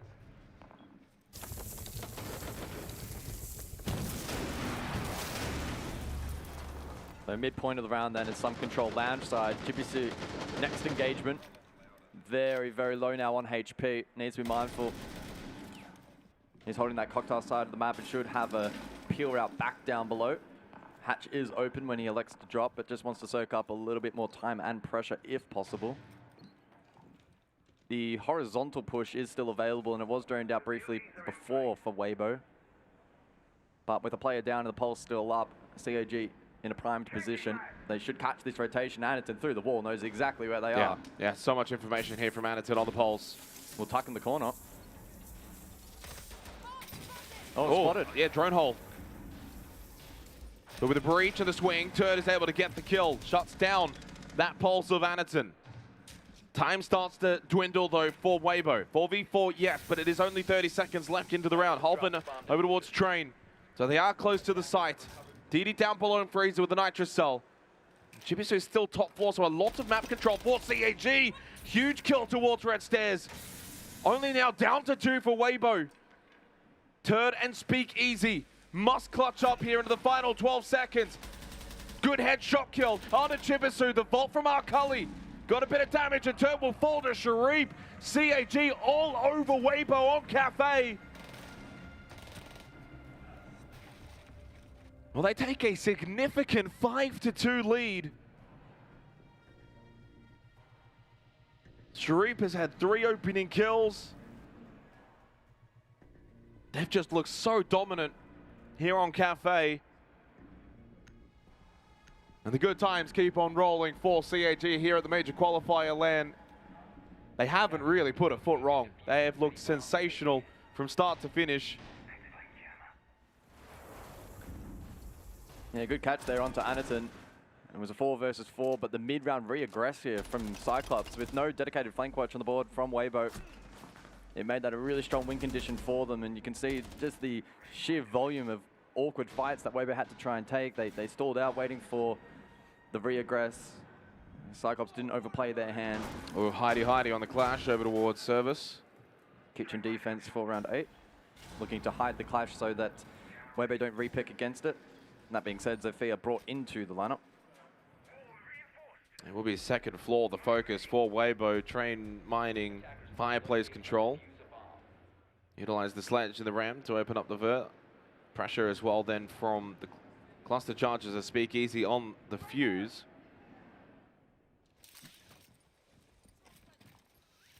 I'm starting to get into the territory of must-win rounds now for Weibo. This lead has developed quite heavily into favor of CAG, up 5-2, 2 rounds away from taking the opening map. And Weibo have not lost this map for, well, quite a while, at least not since April, which is as far back as I'm tracking.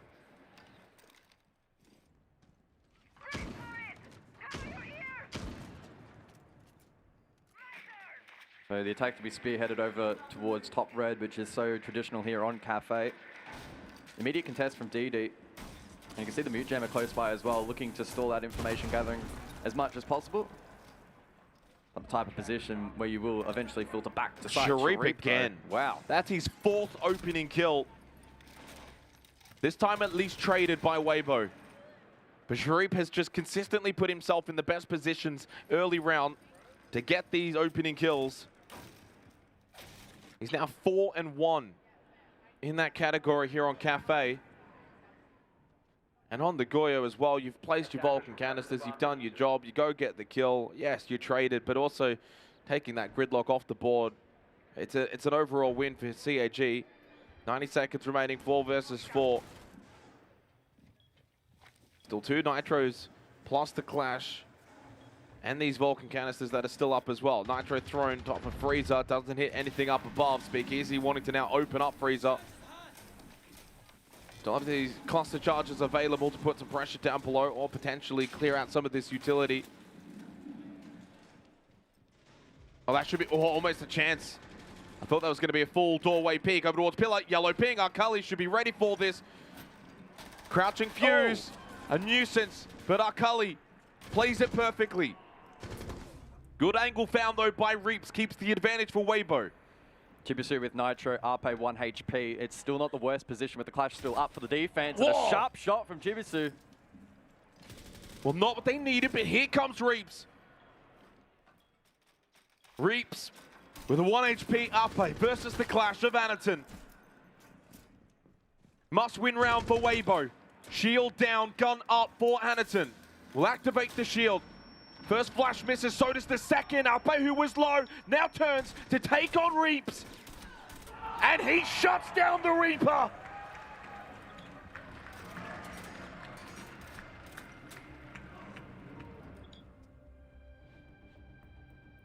Well, we know that he's got the strength out of the server, but Anaton certainly has got the strength in the server as well.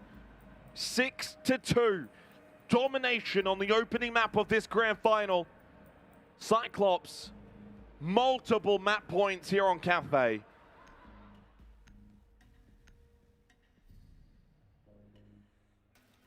Weibo found themselves in a strong position, especially dealing with the mid-round aggress that time out, but unfortunately late round, the 2v1 trade, the opportunity, the window was quite fine in margin. It was a good start to the round for CAG. Sharif did his job. It was a positive net trade for them. Arkali did a great job in denying the shield, and despite being traded in response on the 2v3, Weibo unable to convert that opportunity. Anaton playing this pillar position really nicely. So awkward for Reaps to contest. 6-2 scoreline for CAG. 10 seconds left before insertion. I mean, Weibo have been in the similar position to CAG with these 6-1, 6-2 scorelines and seen those evaporate. Can Weibo now do the same thing? Well, Tamaru Ying in the comp for the attack, so Weibo may go for a quick cocktail hit this round. So we head back once again. Fireplace and Mining. Haven't seen it this half, but saw it earlier in the first half, which was won out defensively by Weibo. Now they must win it on the attack.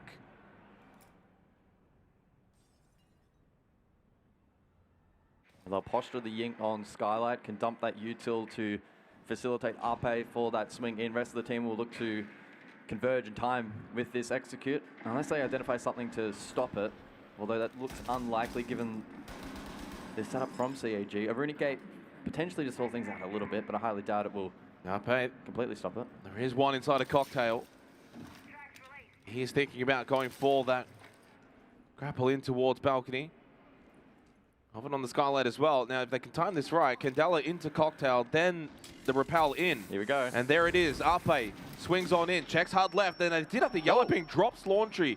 Was that intended? 4v4. And Ape straight down the corridor. DD dead down over towards Pillar. The aggression from Weibo is finding success. But Chibisu down in the corridor, got one with the DMR. Swift trade though by Ape, who already had that deep position. Courtesy of the Amaru. Akali to play the 1v3 post plant. Halford successfully kit onto the ground. Well, there's one from Akali. Surely not another clutch for CAG. Weibo must now stand tall. Halford in Mining, reaps towards Fireplace. They will give him the 1v1 battle as Akali will swing, needs to deal with Reaps, and he does, and he gets Oven! Well, they've gone and done it again. It's CAG's map of Cafe, emphatic 7-2. Well, clinical from start to finish. CAG, they've been hot all tournament long. And they're not cooling down here at the grand final. They take the opening map of Cafe. We head to Clubhouse after this.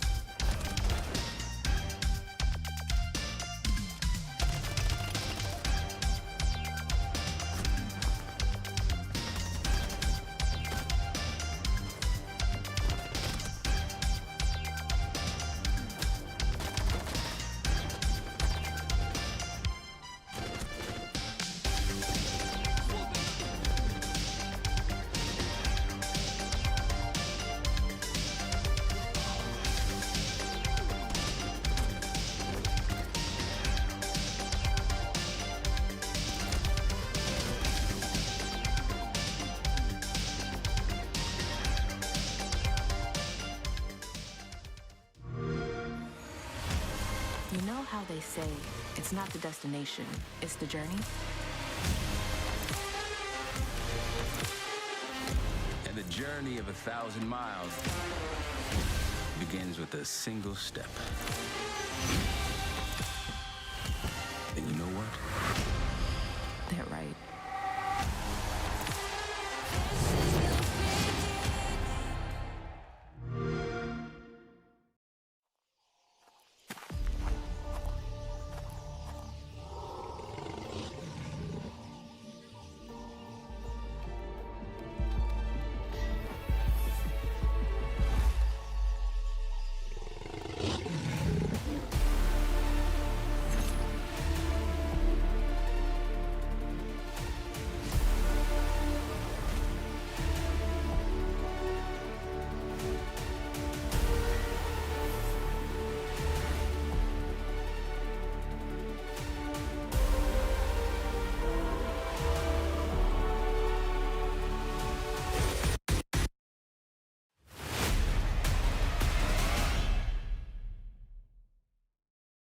When I hear it coming up like that, I just know that things are gonna end bad.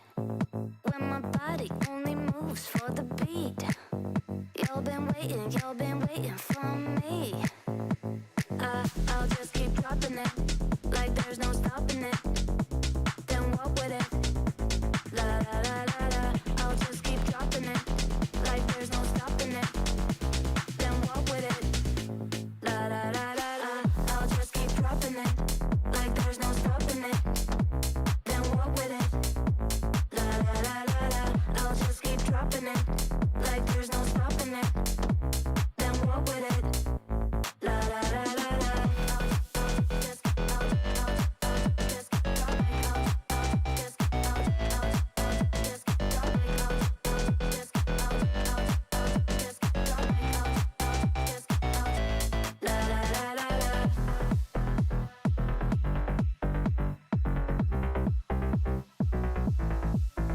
When I hear it coming up like that, I just know that things are gonna end bad. When my body only moves for the beat, you've been waiting for me. I'll just keep dropping it, like there's no stopping it. Then walk with it, la la la la la. I'll just keep dropping it, like there's no stopping it. Then walk with it, la la la la la.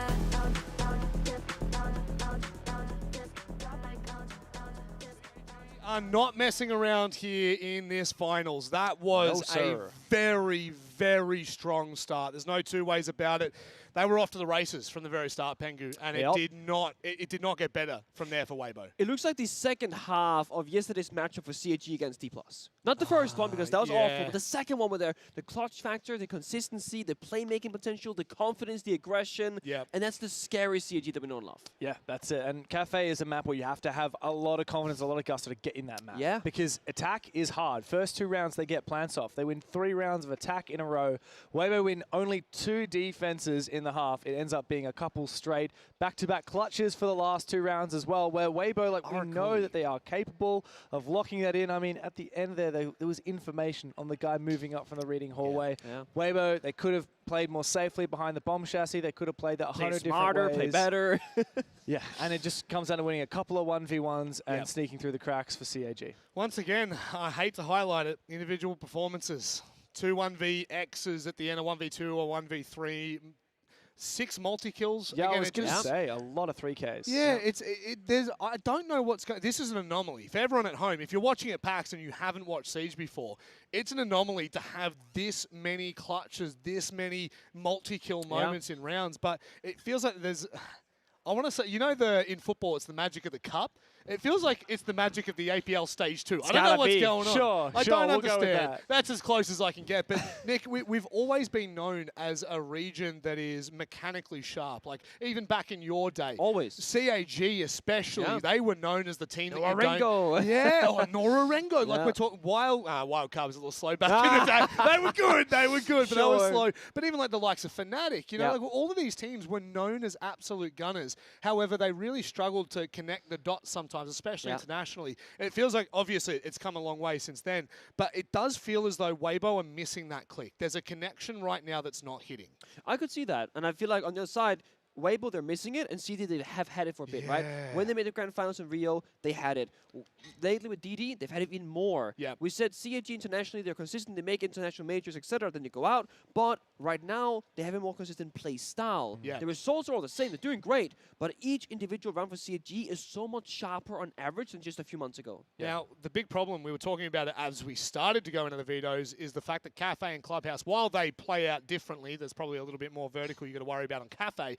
Not to say it's not on Club, but they play out quite similar in the step 1, step 2, step 3. There's a lot of it's process driven, right? Yes, it's sequential. They are more strategic and tactical maps compared to your borders and your chalets, which is the maps that we saw last time these two teams met. Yep. But it's worth mentioning, Cafe, it was CAG's map pick. They won at 7-2, but I really want to put some credit to the behind-the-scenes work that gets done, the prep into a match, because we saw Weibo win that yesterday and the day before against both Chiefs and Enterprise. They beat two Aussie teams on that map pretty happily. Yeah. And CAG, they don't have a coach, right? They're playing with their coach. So it's not like they can have all their support staff, like, you know, checking strats and watching VODs and making notes for the players until the early hours of the morning. No, they have to do that themselves. On the flip side, like Weibo, they got their coach maybe, Mentalist is here as well. They have Gohan as well back in Brazil. Yep. They have like a slew of people that can prepare, and Clubhouse is our next map. It's the one they chose, and it's the one that we saw CAG beat D+ on yesterday. So hopefully Weibo have done their prep for this very strategic map. Yeah, well, Clubhouse is notoriously known as Dub House here in Australia, and it seems fitting because CAG are but one map away, 7 rounds from locking in themselves as what would be the first APAC champion we have had in 6 years. Let's get this one on the road. Well, Weibo's going to need to respond after Cafe. They got taught a lesson by CAG, who are in red-hot form. CAG will start defense on Clubhouse as well, so expecting them to have a pretty strong first half. They've really not put a foot wrong this entire weekend, this entire tournament, and you could almost go as far to say the entire stage. Yeah, CAG keeping the good times rolling. Weibo looking to switch on here on the second map, really struggling to play into a lot of the win cons that they were establishing in terms of compositions and site choice, etc. back on Cafe. Wasn't really connecting well inside of the server. Clubhouse will be a little bit more minigame heavy is the expectation, and we'll see if they can play better as a team in this second map. Well, funnily enough, we go to another map that Weibo have not lost since April. So didn't work out well on Cafe. They had a 5-0 record on Cafe. That's now 5-1, and for Clubhouse, 4-0 record. They have an 85% defensive win rate on Clubhouse, by the way. That's 21 rounds played, 18 rounds won on defense for Weibo. But their attack rate is 50%, which is actually 3% higher than CAG. So statistically, the numbers are way more in favor of Weibo on this particular map than CAG's numbers. Attackers need to locate and defend. And I'm expecting, I think actually Weibo starting on the attack. Oh, that's just going to be instant rehost. Yeah, the 5-man treadmill. Yeah, expecting probably Weibo to maybe flourish a little bit on the attack. Oh, it looks like maybe it was on our end. Okay. All right, we're good. Yeah, Weibo only playing Clubhouse once so far in this playoff bracket. It was in the opening BO1, Enterforce, a 7-4 victory. It was, oddly enough, the actual decider between these two back in the upper bracket semi, but did not get played. CAG a 2-0 back in that series, but it still does bode well for them historically, and certainly anticipating a much more competitive map, operating under the assumption that the team play from Weibo is a step Well, up. I mean, I was expecting a competitive Cafe, and it ended up being a 7-2, so it's hard to really gauge in terms of prediction. But if I did have to make a prediction, I'm expecting Weibo to bounce back here on Clubhouse. I mean, it is also their map pick. Had a good opportunity to sort of now reset from that Cafe loss and try and bounce back, work on some things that maybe didn't quite go their way on Cafe, bring those over to Clubhouse, find improvement. Sharip, though, lurking CCTV here. Hoven below in Garage. I don't think Hoven's going to have much of an idea. This is an aggressive hold. Never mind the way that Hoven is holding this. It seems like they have spotted him out. So Sharip will make his way back down. Fakes the red stairs. Repositions, actually still top red. Then back into CCTV. Even with breach opened up, this is so aggressive from Sharip. The vault over. Wow, talk about aggression. The trade is there from Alpay, but they get rid of the Ying. many ways, that's a small win there for CAG. Quite similar to what we saw actually in one of the cafe rounds, right? Sharif aggresses early on the Goya, his utility already deployed. If he can get one kill, waste a bit of time, and get traded, it's still a net win for the defense. Losing that Ying late round, especially with no Warden on the board, could prove costly for Weibo and make the final push more challenging. Still have the tools to get groundwork done in terms of the soft breach here on Reaps. Well, Clubhouse as well, a map that a lot of the time plays out quite similar. To see a play like that and Sharif just take it on himself to do a bit of a hero play. Nice to see, he mixes it up. We haven't really seen something like that for a while. Obviously for Weibo now, it'll be talking about getting to work on the checklist for Clubhouse Basement. Oh, double nitro from Anaton. Well, that caught me by surprise. I think it caught Weibo by surprise as well. And with Reaps low on health, it's Basement on Clubhouse. This becomes very unlikely. So they go the double drop. Chibiso immediately shuts down Speakeasy. Love Reaps, a legend. An all-timer, but he ain't winning that one from there. CAG dominant to begin on Clubhouse. Yeah, two massive moments in the round there for defense. Sharif offsite. A solo roam with little utility to play around. Very uncharacteristic of Club, but still finds success. Despite being traded, it was a net win. And then a massive double nitro as Weibo tried to establish Vert in that kitchen hall position. Big turning point in the round and an unsalvageable position for Weibo. Defenders, protect your bombs from being defused by attackers. And it just keeps CAG on the front foot. They're just continuing to bring this pressure up. The onus will be on Weibo to try and turn that around. Your Basement Clubhouse can be a bit difficult to try and bring that extra level of aggression and try and get early map control and punish those defenders, but it was really only Sharif that offered some kind of an ability for Weibo to get an opening pick, but he at least got his one.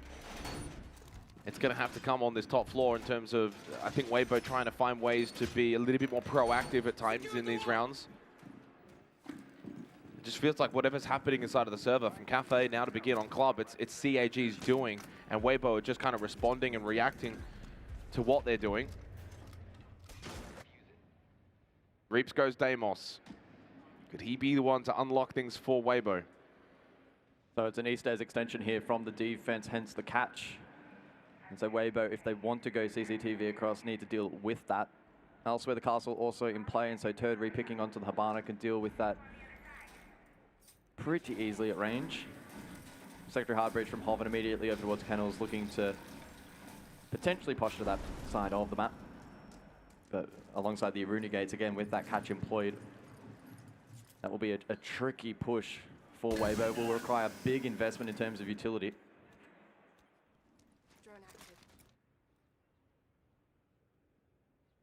You can see Reaps there, bottom right, just sitting over towards Strip. Has droned his way forward. They might look to come up main stairs. Nape gets to work on the Jacuzzi breach. Salma's thrown out.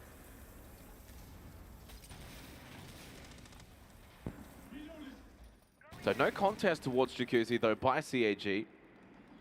A relatively easy open up for Weibo. Wow, we just go on the the fly across the map. Yeah, there's a lot of perceived pressure around the map now for Cyclops, so Weibo testing their ability to read the push. Midpoint of the round, Reap still lurking below. Could be in position to help clear out washrooms if required, or bathroom if required, sorry. Well, there's that opening pick. Goes the way of Hoven. So Weibo finally can get on the front foot from this. Sharif trying to counter back through CCTV window. But he's the one that's taken the damage. Not been able to win. He goes for another swing. This time the aggression punished by Turd holding on the roof. They want to convert this. Hoven maybe trying to bait out, and he has almost done so. But he went for the flush first. Maybe could have gotten that kill onto Chipisu, but likely not to matter. And indeed gets cleaned out towards Cash anyway. It's only DD left. This is the Weibo that we expect. There's that aggression. So better from Weibo. They take the second round on Clubhouse.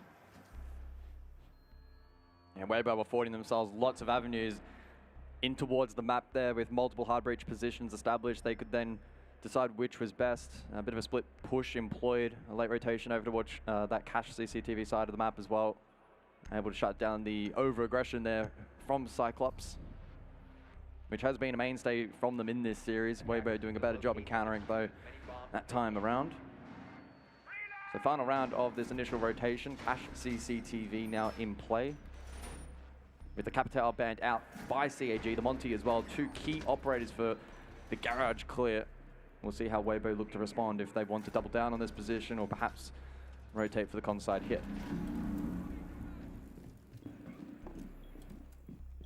In terms of hard rage for this round, they double down both the Mav and now the Thermite to be employed. Reaps once again given the license to roam and lurk around the Nook on this occasion. Can look to challenge lounge if required. And it looks like there may be some form of setup here. Sometimes we see it facilitated by the castle, not this time out. Cully though, with Gumine utility, should be well poised to hold below.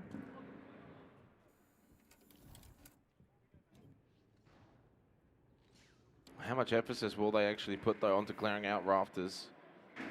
Hence the way you bring the clash as an alternative. If they don't go for rafters, you still got to then go through this clash. Big stack over towards the breach.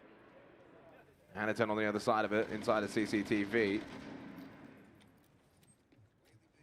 This should be rather uncontested. Main breach opened up, no. Denial by Anaton. So back up you go, Ape. Exothermic charge dealt with. This one needs to connect. He places it a little lower. That one goes up into the sky.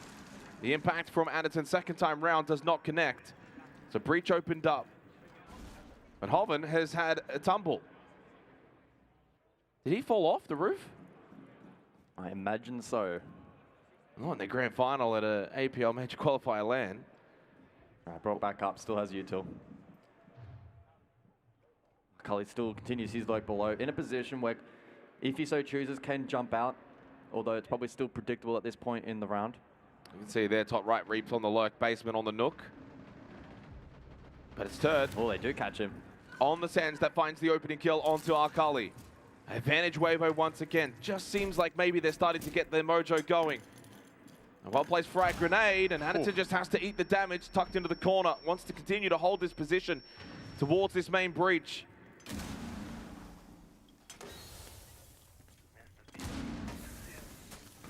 They're going to start to contest Reap now. Difficulty clearing the clash, so they pivot to Garage and Hoven on the cross. Big angle. They deal with the water and they deal with the rafters, but they don't expect DD to push down red. The trade, though, is quick. Hoven towards Lounge, gets the quick trade. Jibisu that retake top red. And now it's CAG on the back foot. Now it's Weibo starting to get aggressive in this grand final. The #1 seed from Asia has arrived. Their map pick, and so far, it feels like their map. 2 attacking rounds early on Club sets them up nicely. Much better mid-round adaptation that time out from Weibo.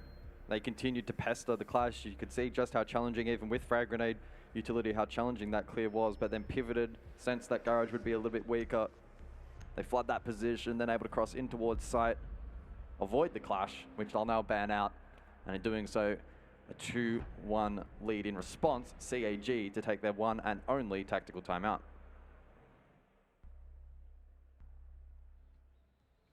Three rounds in and already a talk for CAG, but they've given up 2 attacking rounds, really can't afford to give up more.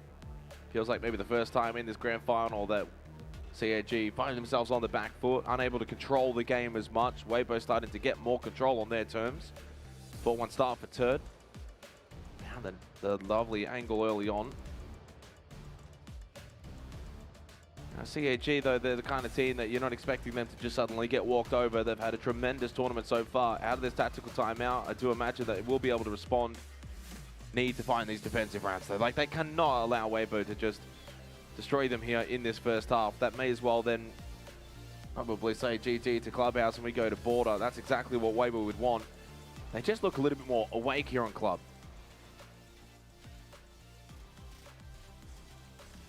Certainly looking a lot more adaptable on attack, not brute forcing plays per se, and showing a willingness to pivot through the mid to late round.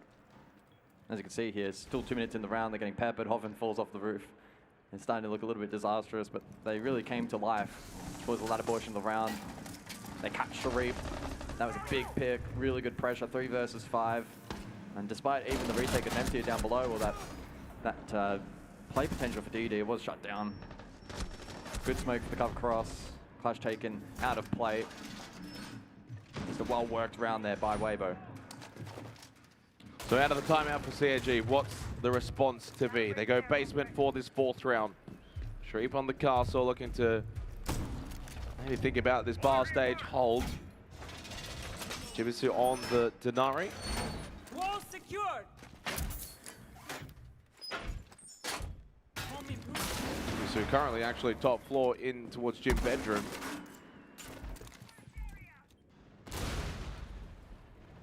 Interesting. So a couple of tripwire connections over towards bedroom.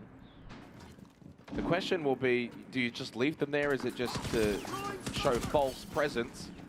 Weibo already into the building, going up top red now, Speakeasy on the blitz. Now Jibisu is actually still over towards Jim. Weibo eager to hunt him down. Jibisu still Jim. At this point, likely needing to play for life. Dropping down the hatch is very difficult now. Well, he's got Arkali towards Strip, and was originally then over towards Paul, so he can help him on the drop. They do let him get down. Deathmark was activated on him as well by Halvin. Changing mags.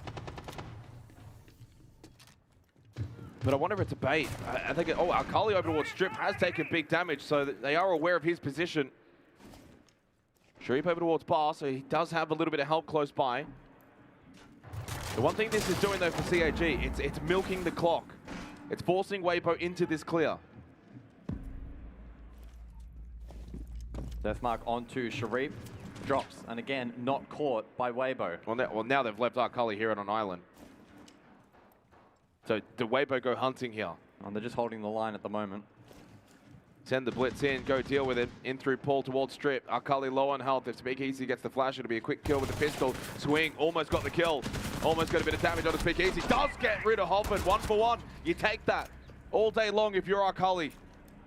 And it's yet another example of the Goya getting an opening kill, and whilst traded, it's probably still a net win for CAG. So into the final minute, 4v4. Lot of time has been wasted by CAG on that defensive hold. Oh, Nitro cell from Anderton. Behind triple. Rear window taken down. He'll likely throw it in response, but holds. Calls the bluff. Still in a position to deploy it, but nobody bot main currently. Anderton making the correct call, and we'll just place it on the wall for now, make the push through. Once the moto drop follows, a little bit more tricky. 30 seconds. Harpe postures over towards Kitchen with the kit. Speakeasy's dropped in towards Moto. Vulcan canister pop, that's flames up, can't make the push through. Over towards Blue, Turd dashing through the flames, but now goes down because of it. 2v2, 15 seconds remaining of the round. Here comes Reaps over towards Bot, but he loses his life to Jibisu on the longer angle in Arsenal. So just down to Speakeasy, caught, tag, both players close by. CAG use their numbers advantage, played the time well, and honestly a really solid round defensively from start to finish. So all tied up, 2-2. They take out basement.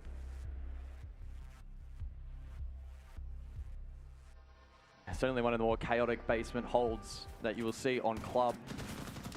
Cully over towards Strip for a large majority of that round, and again took one with him to the grave. A lot of good stall out utility available to the defense late round, making the push down Blue tough. Reaps tried his best down long, but unsuccessful. Left Speakeasy in a 1v2, and even the Blitz unable to win that one out. So CAG fighting back against the Weibo that was beginning to rally. Round 5, Gym Bedroom. Mirror still available, so powerful operator against the Jacuzzi side here. Changing mags. Last time out, we saw Weibo with a wealth of hard breach open up so many different avenues to try and split push this site, and probably anticipating a similar approach here for this particular attack.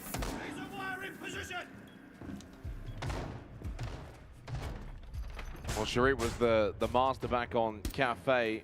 1-4 though on club. He has been quelled a little bit.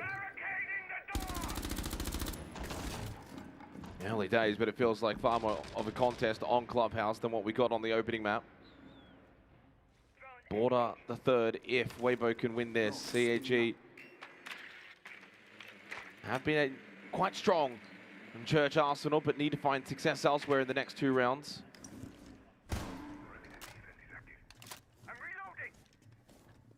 Anaton all the way down towards bot main. This could be intriguing. Basement was just thrown clear by Weibo, and in the meantime, Anaton's found a pocket of space to now push below. Maybe unsighted by Weibo. Oh, I mean, this is going to be intriguing. Reaps, Anaton. Is this going to be a case that, well, Reaps has now shown presence, so now Anaton's aware. Reaps obviously doing his due diligence in slow clearing, but he does make his way secret rather than towards main.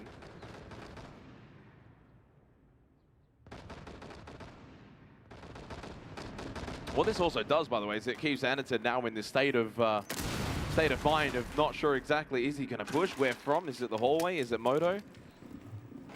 We know for a fact, though, that Reaps never ended up actually continuing through basement. Funnily enough, Anaton is actually He's still in Moto. Below. But I think his main objective is to eventually late round come up main. Potentially. Well, there goes Reaps anyway, but it's by Chibisu. Trade though back. Not cautious of the window, which was open and vulnerable to Turd, but the DMR finds the kill. Still has 2 logic bombs available. Speakeasy in kitchen, and Anaton starting to make his way back up main. Oh, but it's a big win by Speakeasy. So back still to even numbers into the final minute. Nitro shot out. No more left now for the defense of CAG. Still one more logic bomb. Hoven with a big kill onto Arcully. Now the site is very much vulnerable. Weibo into the final 40 seconds have got the numbers. Still that logic bomb, which will now ring out. DD will be blocked, though, by that mute jammer. A lot of pressure on DD. Needs to hold the line here. Find a couple of kills on this gym entry from Weibo. Has to be clean, though, on the entry into gym. Hoven slips his way in on the vault. The swing from DD, though, losing out to Turd. Leaves Sharif by himself. Plan to go down will not be denied. Does get the kill onto Turd. 1v2 post plant now for Sharif. Can the Grim Reaper win this 1v2 clutch to give CAG the lead here on Club? Taking his time. Hoven on the outside. Wants to go deal with Speakeasy down below, but has to do this in a rather fast manner. Down the hallway, up close, in stage. Makes a little bit of a pod with this. He's just poking and prodding. He's only got 15 seconds, so no time. This round is done. Even with that kill, he just will not have the time. And Speakeasy letting him know as well.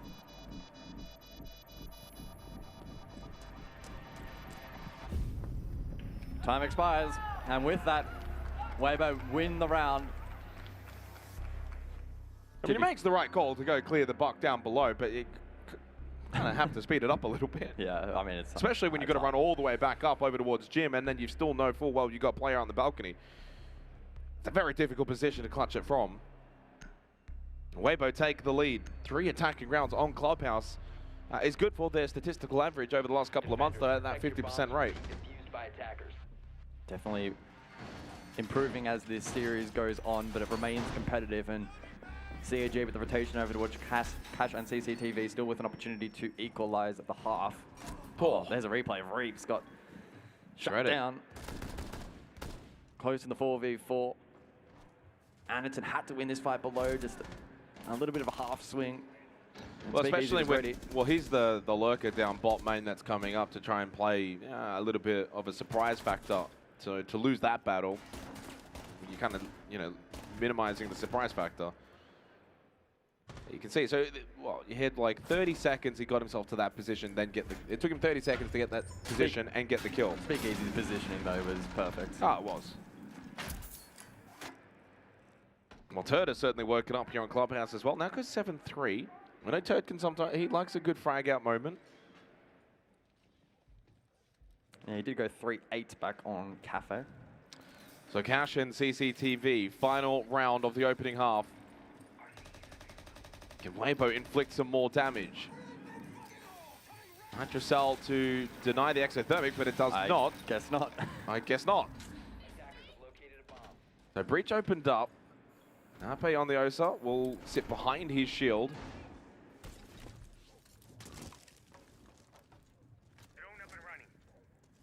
Clearly wants to progress forward, but mindful of CAG for a peek. Hoven watching the rafters window.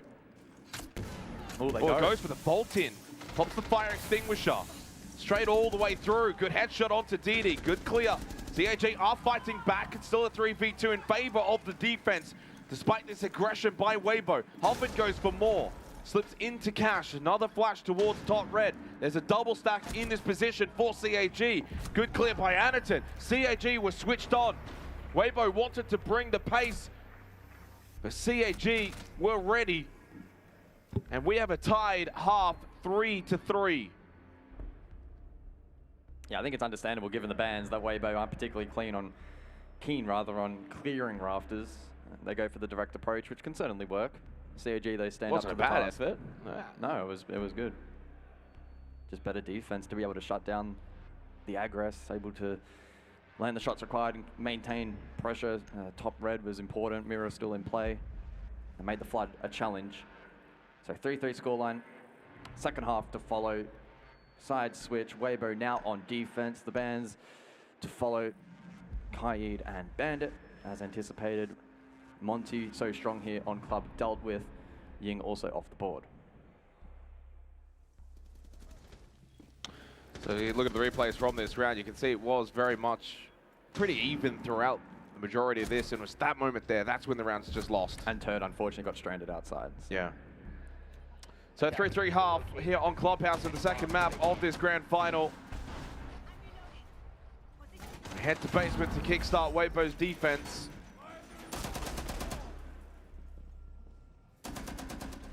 Hoven on the Tachanka. Turd goes Clash. Expecting this to be rather basement focused by Weibo. Think back to Cafe, and it was CAG that kickstarted it all off with 3 attacking rounds straight. Could they do something similar here?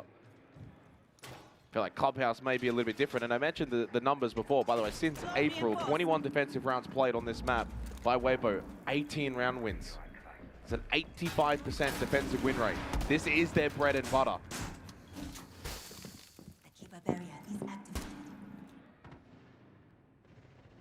Yeah, Weibo will look to largely bunker down in this round. Tachanka for area denial. Arpe likely to play Arsenal on the Azami. Those two operators in combination make the kitchen drop incredibly challenging. Hoven as well can deter the lurk through dirt.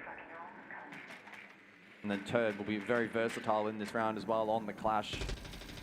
Can deploy that shield in the face of where the push is eventually to be headed from. Currently just scouting over towards main stairs. Groundwork then for CAG in terms of hatches shouldn't be particularly difficult. Kaid of course banned out. Ram as well in play to help in terms of vert. And they'll chip away at that utility currently. As you can see, Weibo actively looking to deter that from below.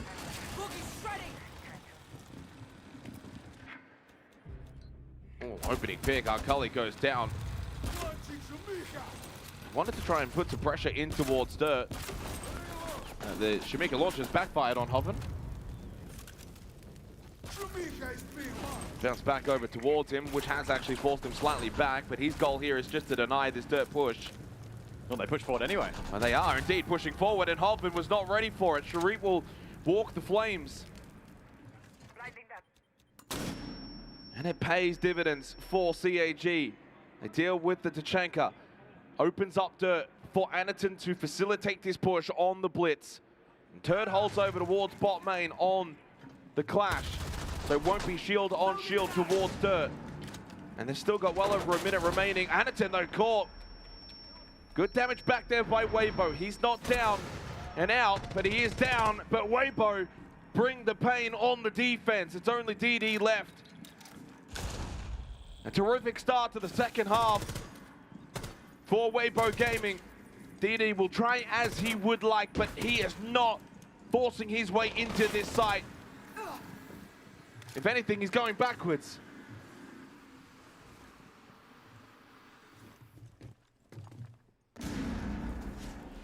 May as well just sit back and take the tactical Yeah, time I mean, out at this point, you may as well, yeah, just sit for 30 seconds and talk to your team. That's exactly what we'll see. Really good work there from Weibo. Despite the Tachenka falling, those in Arsenal able to step up. Well, I mean, that was a big moment in the round as well, because as soon as Sharif pushes through those flames, gets that kill, I'm thinking, geez, this is round on. But Weibo then respond pretty quickly. They find 3 kills almost instantaneously, all at the same time, different areas. DD, formerly player, then formerly coach, now player again, will take the unofficial tactical timeout. Weibo had the round 1 about a minute ago. And now the full confirmation as they go 4-3 up. A good start to the second half for Weibo.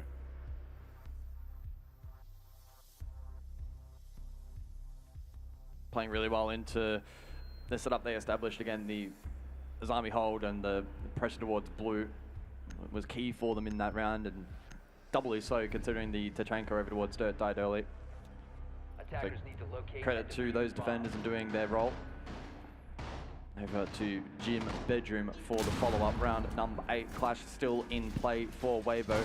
And the intriguing thing will be how much value does that continue to have in round 8 and 9, and do CAG then respond by taking it off the board? I mean, from here though, guys, it's starting to look like Porter's probably on the more likely side. The way the Weibo are playing, they're on defense club. They just don't lose defensive rounds on this map. I mean, this has been a tournament that has been filled with 3 map bangers. Why not 1 more at this point? Weibo 3 rounds away from forcing that 3rd and final map.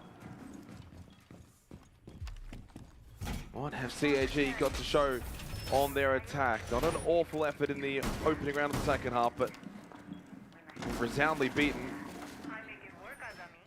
It's been a solid effort team-wise for Weibo as well. No one's really under-fragging.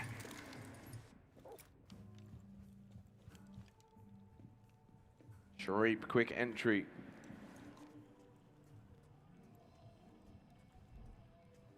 Everyone though, top floor for Weibo, so won't be contesting anyone on this first floor, won't be running into anyone. Triple nitro for Weibo. This gym bedroom site. It's actually a very stacked site defense by Weibo. Only Speakeasy that's extending out towards Cash and CCTV. Con single wall opened up on the exterior.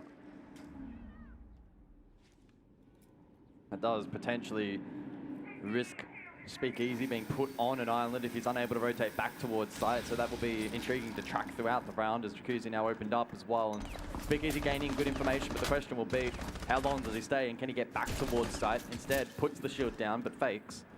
Looking to draw out some utility. Again, exterior con is open. If the crisis held, he could be in stride, but I don't think it is currently. Big stack CCTV side here from the attack. He's doing a decent job as a solo to delay as much time as he's been able to do. And Holpen then with the run out through the balcony window. Chibitsu down. Opening kill, Weibo. They're really getting on the front foot here on Clubhouse.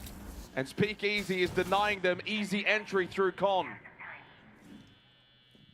Logic Bomb activates, but deactivated pretty quickly thereafter. The mute gem is helping out in that regard as well. And down to just a minute remaining. They just cannot get through Cash into Con. They will have to go around this clash. It's job done by Speakeasy. Turd ready and waiting in logistics. Has been droned out and sensing the pressure will reposition. Hatch though not held, and so Turd CJ just stalled out. Yeah, they're not cutting off these defenders. It's making it a real challenge. Second and final Logic Bomb activated as Sharif now taking the battle towards main. Walks through the gas pipe, deals with the barbed wire. Wanted the flash to do the work for him. Reaps went for the vault. I would imagine Waffle White to try and catch him from behind, expecting that push up main stairs. And it's given an avenue over to CAG. But there is only still 14 seconds left as we enter red time. Yellow ping for Sharif plus red ping. The run up, it's Arkali that catches out Turd. There's only one left. Speakeasy on the clash. They surround him. CAG make it happen with little time in the round. It's swift. Though in the final 20, 30 seconds, they make light work of Weibo's defense. Weibo were doing so much right in that round, yet walk away with a round loss. It's hard to fathom. Yeah, certainly a frustrating one for Weibo. It was a great start to the round, got value from the clash, and the jump out was clean, but then Sharif, 30 seconds to go, makes the lurk up main work. Reaps under pressure, went for the vault, and then able to flood the site. And Speakeasy, of course, then caught on an island, an unwinnable position for him, fighting for his life over towards con side. CAG just making it work there. Not the best of positions, but a good conversion, relying on their key players to get the job done. So first attacking round for CAG in the books. Second half of this second map. 4-4 scoreline. CAG 3 rounds away now from crowning themselves the best team in APAC, heading into the Munich Major. APAC North versus Asia Sub-Region Grand Final. And two teams that, when they do get to Munich, I have faith in both of them to be able to make good runs at the Major. And we've already seen both teams make good international runs so far this calendar year in their respective tournaments. So Cash and CCTV for the 9th round.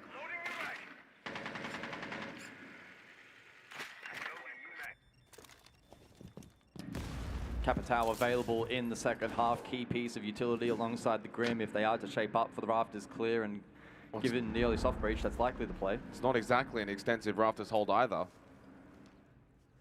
No catch from the defense.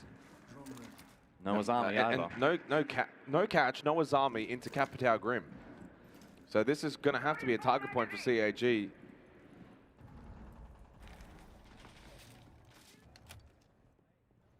Ooh. Oh, Jibisu wins that. I thought Ape had him. Maybe Ape thought that as well. Nevertheless, opening kill for CAG, courtesy of Jibisu. He's had a very good grand final so far. And CAG suddenly starting to feel like, well, in this arm wrestle, they're now gaining the ascendancy. Beginning to posture now for the garage clear. Sharif smoking to bait out Turd on the glasses. Flames likely to follow as they posture towards Kennel's breach. Turd needs to step up in this round. He'll be the one under a lot of pressure. Flames land. Goes out, forces him deeper into Rafters. Bees to follow. Bees and more flames, and that is just the extensive clear that you're going to find with a Capitao Grim combination. No catch, no worries. Well, this is a swift round from CAG on Cash and CCTV. It may end up being flawless. And if it does, it will be the first flawless round in this grand final. Speakeasy holds the close angle. And Sharif, though, does indeed make it flawless. Cyclops 2 attacking rounds straight and suddenly retake the lead. They afforded themselves that early advantage with the delayed spawn peak, but then played to the correct win conditions late with the lack of utility Rafters, and they had the full belt themselves. It was always the play. They dealt with Turd. From there, it's a rather straightforward conversion. Final bans for the second half. Clash anticipated. It was played fairly extensively by Speakeasy, specifically from Weibo, as they call their attack timeout. Well, an opportunity for Weibo to talk things over, and they obviously need to. It's technically now 3 of the last 4 rounds, 2 attacking rounds straight now for CAG, so the momentum has swung after what was a very good start for Weibo. 2-1 lead, then a 3-2 lead, and really just then taking the lead into really this second half with the first round on defense, where, as I mentioned before, they came into this map undefeated since April with an 85% defensive win rate. For CAG to then go and find 2 attacking rounds, no wonder they take the timeout. Highlight reel of that prior round. Unfortunate there for Ape. And then Turd under so much pressure, nowhere he can run. From there, develops into a 5 versus 2. And the defense surrounded from all sides. Ruthless from CAG. and Basement to follow. If they can lock out this side on attack, it starts to look pretty dire. Yeah, for I mean, Weibo. if CAG win this site right now, right here in the 10th round, goes 6-4 up, starting to think then they've got one hand on the invisible trophy. So what have Weibo cooked up? They go Basement, a bit more of a secure site. They've got Turd on the Scopos. Will he play it aggressively? Once again, up A on the castle. Last time out on this very site, they did offer quite an extensive hold on that first floor.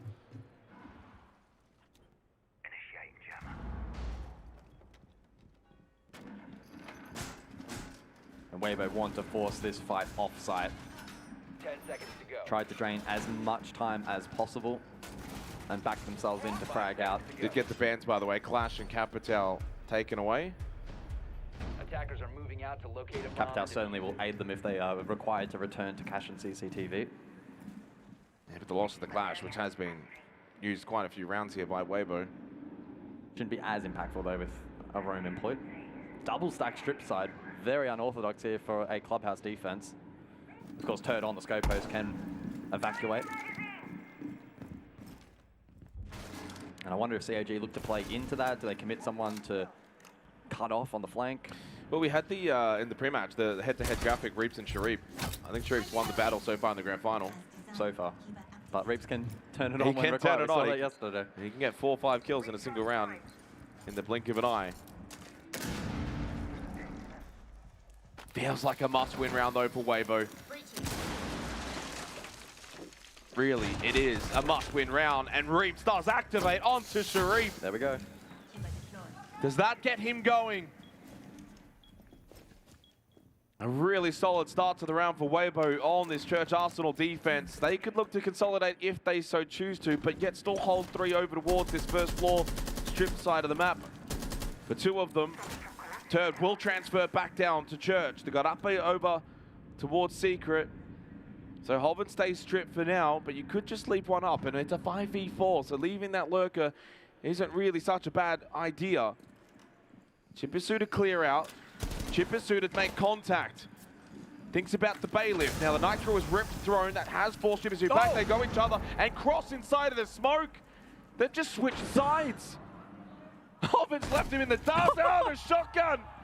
What a play from Hoven. One more still there. Anaton gun up. And he does win the close battle. Even up against the shotgun of Hoven.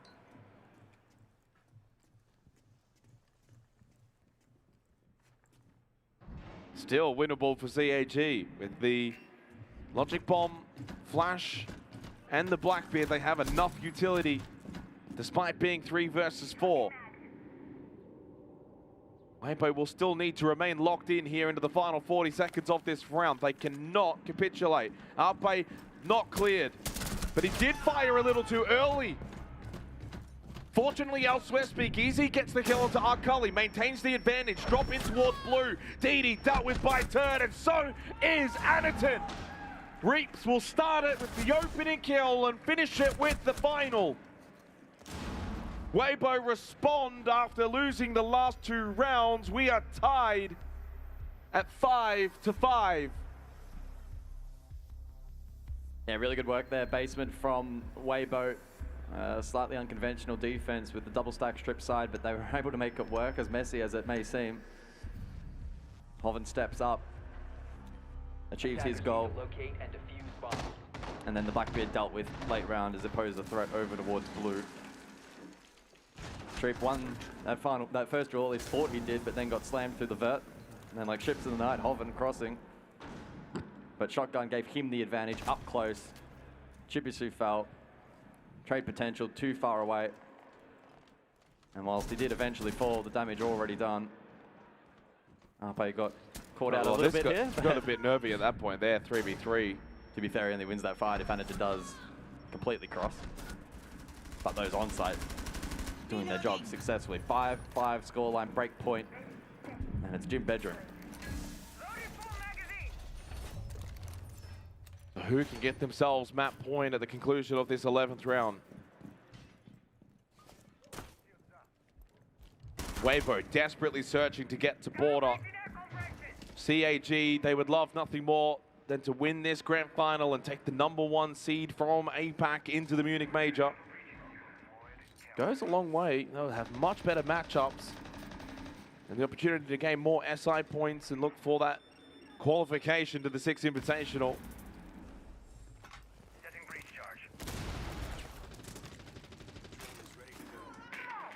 Double Hardbreach primary. Hard breach here for the attack in combination with the secondaries from Anaton. Jacuzzi, Kennels, Con, they shouldn't have too many issues in terms of hard breach and then affording themselves opportunities late round. Flores' play here as well has been excellent from Sharif, dealing with the Banshees. That alleviates some of the pressure if anybody is to lurk up main stairs late in the round as well, which has been favored by CAG. Cully now getting to work.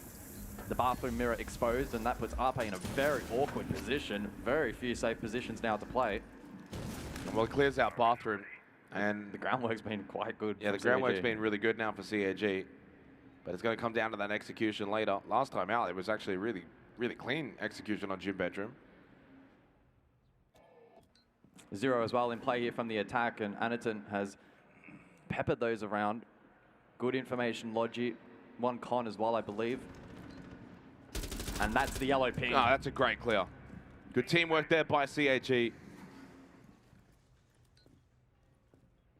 And with Logi cleared out as well, Chibisu on the sends, he's got still 2 more ROUs. May not actually have to use the ROUs for the Logi drop. 60 seconds. Advantage for CAG. Searching for that grand final point on the other side of this round if they can find this round win. They know the bathroom has been cleared out towards main stairs. Up comes Sharif. Darkulli that lost his life to Reaps. Reaps, though, shut down by Chibisu. Caught in the back. Here comes Hoven on the flank. Desperately needed. 2v3, but can't win the battle at main. Turd in the 1v3. Can't make this his moment for CAG. This whole tournament has been their moment. Now on the verge of closing it all out. 6-5 lead. Not just match point, but grand final point as well. Such a suffocating attack there from CAG. The groundwork at the midpoint of the round was essentially perfect. The hard breach laid out. Flores cleared utility. Zero gaining incredible information, aided in getting that first kill. Sharif lurk up main was good. And the flank from Hoven, whilst impactful, too late in the round and eventually traded. Turd, unable to have impact in the round. 1v3, unwinnable. And it's serious point for CAG. It's been a very, very long weekend for Weibo, but at this point, you're this far deep, you may as well make it a little bit longer. They must win this round. They must force overtime. So the Rafters hold this time around should be bolstered. The Izami in play. So too the catch from Hoven and the Capital band. Full repick though from the attacking composition. Glaz introduced. Can be quite a strong tool playing Garage Door, or even directly from Breach itself. See what kind of an impact that may have. Aggressive here towards Kennels. Left half open, Hoven as well. In a rat position, Garage. And what a statement this would be for CAG. Not just win the grand final, but beating Weibo on 2 maps they've not lost on for quite a few months. And Sharif as well would probably take the MVP of the grand final. Battle of Sharif and Reaps certainly being won by Sharif. But as we know, at 6-5, these are the rounds that Reaps really does activate. He'll be the one to watch. If anyone's going to make something happen, some real magic for Weibo, it has to be Reaps. And he's in lounge, so he's active. He's completely blockaded lounge, by the way. He's made this his home. Yeah, Castle Barricades allowing him to play this position, although he's being countered by CAG, trying to offer some assistance to Hoven in contesting bot Garage. But again, it's just this groundwork from CAG, their ability to chip away at setup. Both the Flores and the Brava employed. Chibisu will be eager to find the cameras laid out by Speakeasy on the Maestro, who's going for a run out. Oh, Hoven as well. And they catch out DD. The trade back by Arkali though on the top of the roof is swift. Hoven will not get back in successfully. And Speak Easy closing that wall off as well.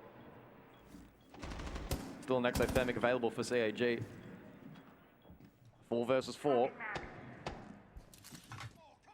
A likely posture for breach, and that's the play, so exothermic will be successful. Well, they've got no map control right now, CAG. Reaps is locked off lounge. They've still got turret on the Azami garage. Weibo, it may be a 4v4, but into the final minute, they are still set up very nicely. Top red control too. A lot of focus from CAG over towards this main bridge to get Anaton involved through CCTV. Does get the kill onto Speak Easy. Brings it back equal numbers after Reaps did find one earlier onto Chipitsu. Sharif through construction into Cash. Here comes the push from CAG. Looking to take out this grand final. Turd got one. Traded immediately though by the Glaz. Reaps and Sharif still alive with Anaton and Ape. And into stock with a Nitro is Ape. Anaton thought about the plan. But with 30 seconds, they know they don't need to rush this. Sharif now to cover effectively 1v2. Anaton needing to stick for 7 seconds. Into the corner, Anaton will get the plant down successfully. Ape Reaps must now rotate up above. Ape does still have Nitro. But there's no more utility for Anaton and Sharif.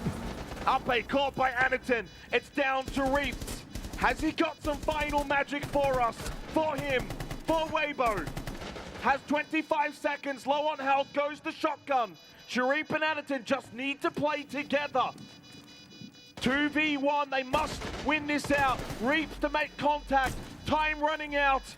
And I think it is running out for Weibo. Cannot find the kill, there's no time that remains. And it is Sharif to get the final kill as CAG will take out the first APAC LAN in 6 years and crown themselves as the #1 team out of APL heading into the Munich Major.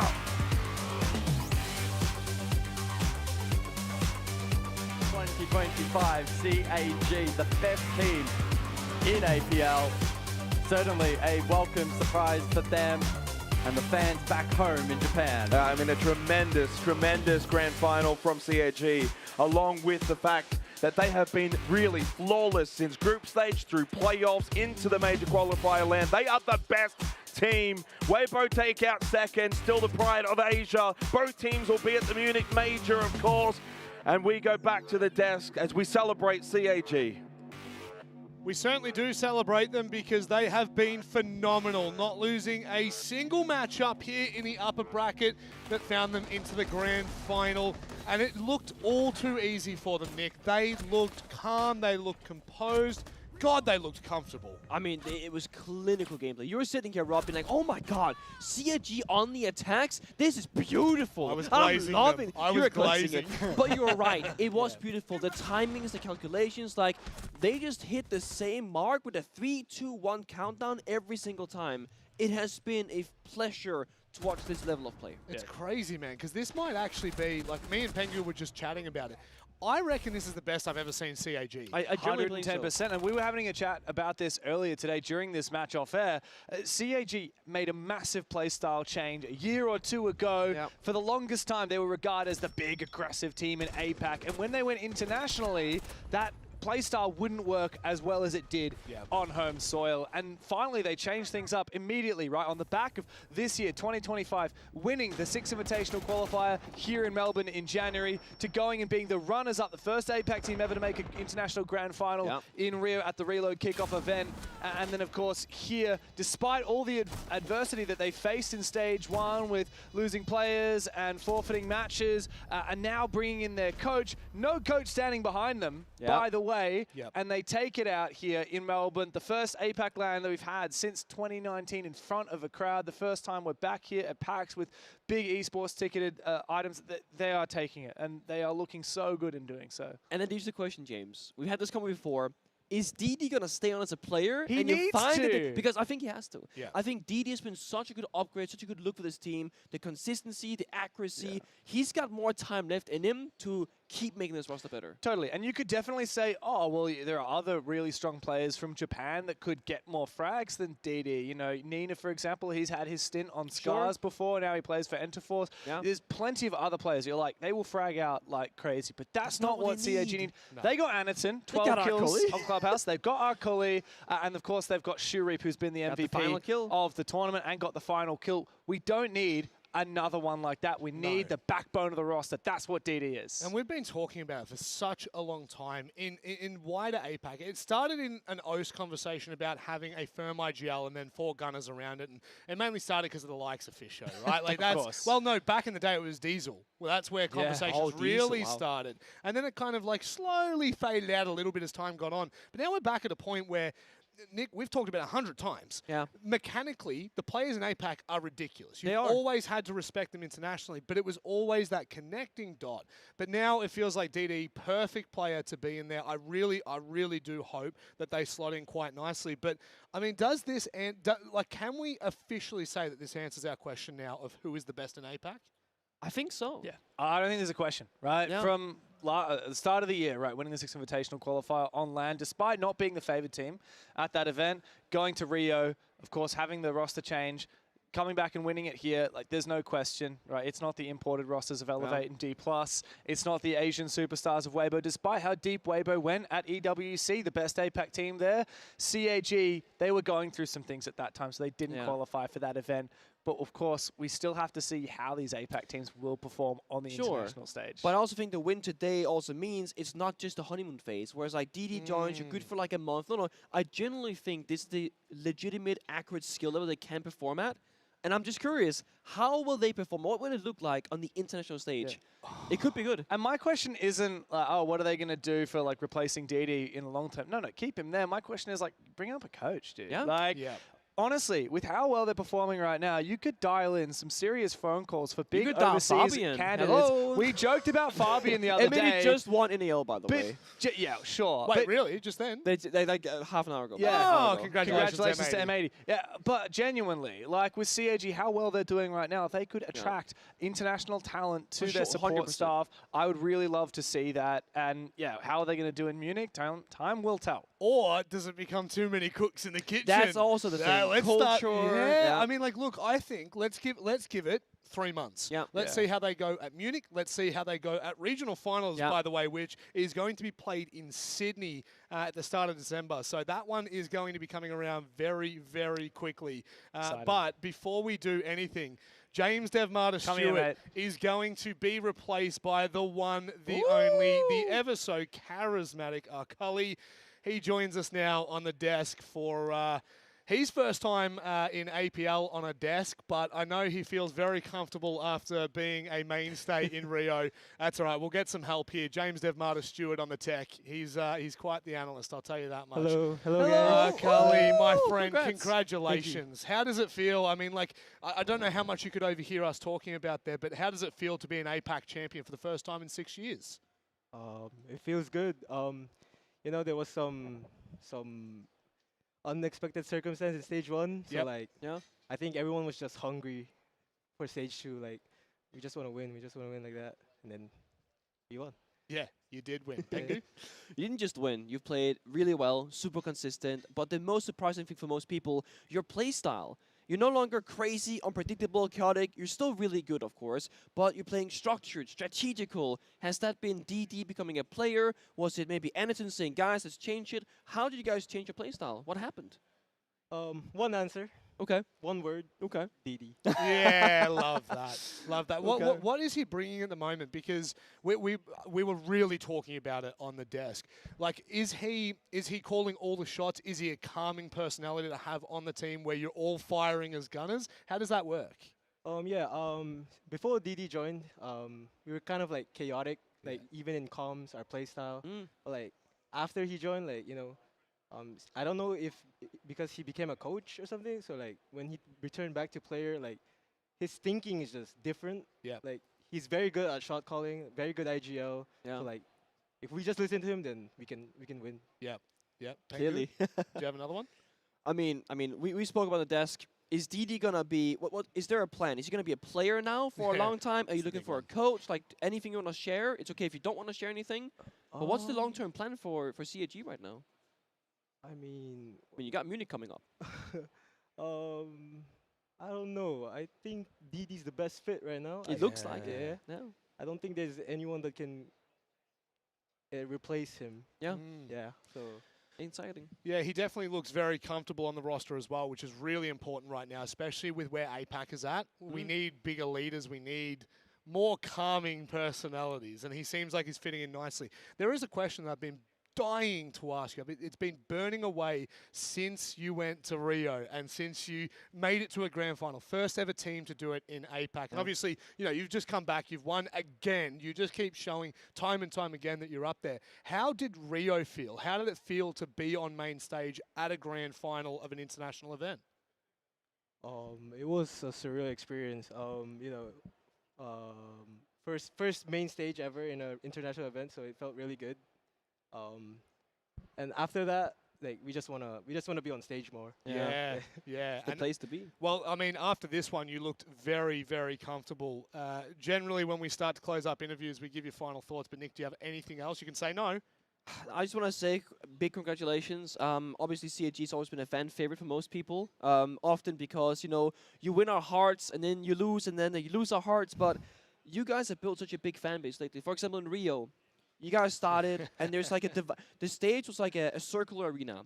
And you would play on one side, and then, for example, in the finals, Fury on the other. In the first map against Furia, your side was a little bit empty. Second map, more and more fans came out to watch you guys. You win around, and it's flexing. You're having so much fun.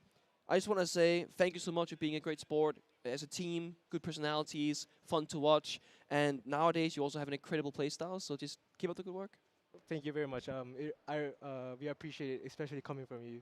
Thank you. Thank you. But if it came from me, it'd be different, wouldn't it? Robin. No, that's okay. I understand. I understand where the validation comes from. You know what? If there's ever going to be a player to hear that from, or ex-player, I should say, he's now washed. True. That is the player that you want to hear it from. Akali, my friend, thank you very much so for joining us. Thank you for having me. Congratulations. Would you like to say anything to fans at home? You can speak in Japanese, you can speak in English, whatever's comfortable. Of course. Thank you for the support. 応援ありがとうございます。ミュンヘンのメジャーも応援よろしくお願いします。Cully, you are an absolute champ, mate. Go and enjoy the celebrations. You deserve that one.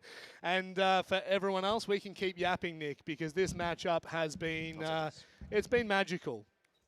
Badass. I love your work, mate. I'm so glad that you got to do that. And I'm so glad that we got to once again witness a team like that on stage. It feels like it's been a while since we've had, it has been 6 years since we had all of the APAC teams playing from a LAN environment in front of an audience.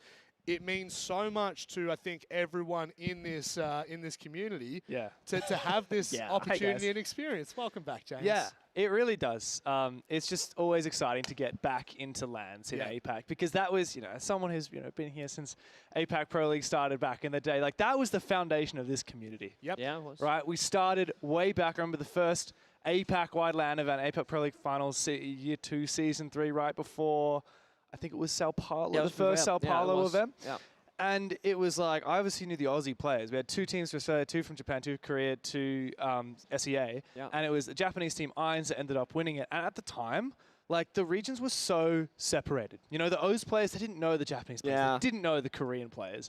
But after that started up again, after we started getting those LANs, we started getting these bonds between the communities, between the different regions. And we started seeing that. We've seen that plenty this weekend, especially with Weibo, them riffing it with Enterprise, the Japanese teams and the Korean teams having played against each other for quite some time now in APAC North. This community has really been built, and the foundation of that is at these LAN events. And so I'm so glad that we've got them back. I'm so glad that regional finals is coming up as well. And I wouldn't put it past CAG to be the champions there too. That's got to be. Nick, it's been a long one. We flew you all the way from Denmark for this. So on that note, I'll give you the final words of the day. Well, thank you everybody for watching and for chilling, for chatting. I always said that on my own stream, so I thought it would be applicable here. Phenomenal time being in Melbourne, working with you guys. As you said, bonds coming together. You guys are just the O's crew to me. Like 2 years ago. I knew you a bit better than the rest, but like, who are you? Gus and Senox, just these O's lads, right? Thank you for taking me in, making a great show, a great time, for welcoming me. It's been like a family on the road, as I like to say. No, genuinely, had a good time, met some incredible fans here as well, and I hope I can do it again. You made me emotional. Why would you do that? That's what we do. Why would you do that? I love you. Esports. I love you, baby. Me too, Rob. He's mine. Can't wait for you to come back for Like- Sydney. If you're not here in Sydney, we are going to riot. we're going to do some things that we probably shouldn't. But on that note, how about we do something I don't want to do and close up our first APAC LAN in over 6 years. For everyone who's still out the front of packs watching, thank you very much for being here. Thank you for supporting Siege back here in Australia. And of course, for everyone at home, my God, it's been a pleasure. It has been such a joy to have it all back under one roof. But that is all we have time for. Thank you very much for watching, and we will goddamn see you in Munich, baby. Bye for now. 涙の色はエメラルドブルー宝石みたいに光ってる流れ星を見上げていたあの夜も追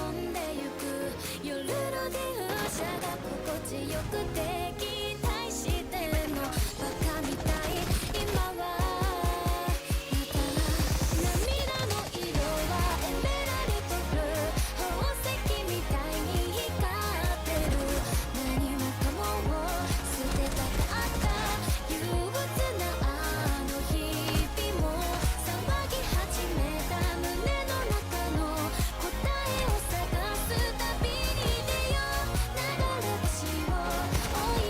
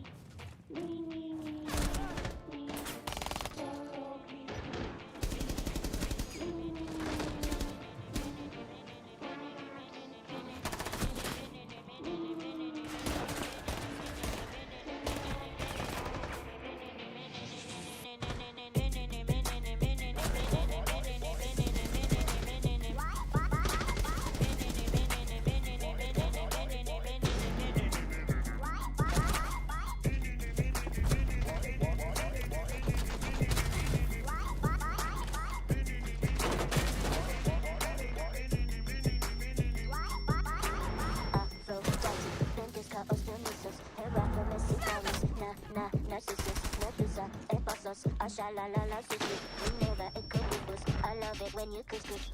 Aphrodite, Indica, Oceanuses, Hera, Domesticaris, Narcissus, Medusa, epasos, ashalalala, sushi. We never equibus. I love it when you couscous.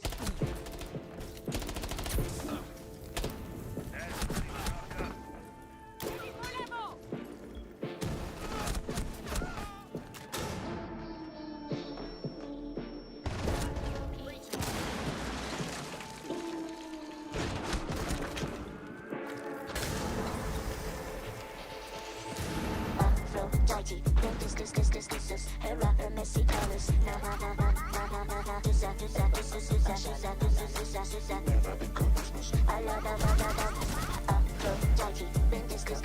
this, Hera, Domesticaris, I love Aphrodite, this, Hera, Domesticaris, I love it when you couscous, love it when you couscous, love it when you couscous, couscous, couscous, couscous, love it, love it, love it, love it, love it, love it, love it, love it, love it, I love it when you couscous, love it, love it, love it, love it, love it, love it, love it, love it, love it, love, I love it when you couscous, love it, love, I love it, love, I love it, love, I love it when you love it, love, love it, love, I love it when you couscous, love it, love, I love it, love, I love it, love, love, I love it, love it, love, I love it when you couscous.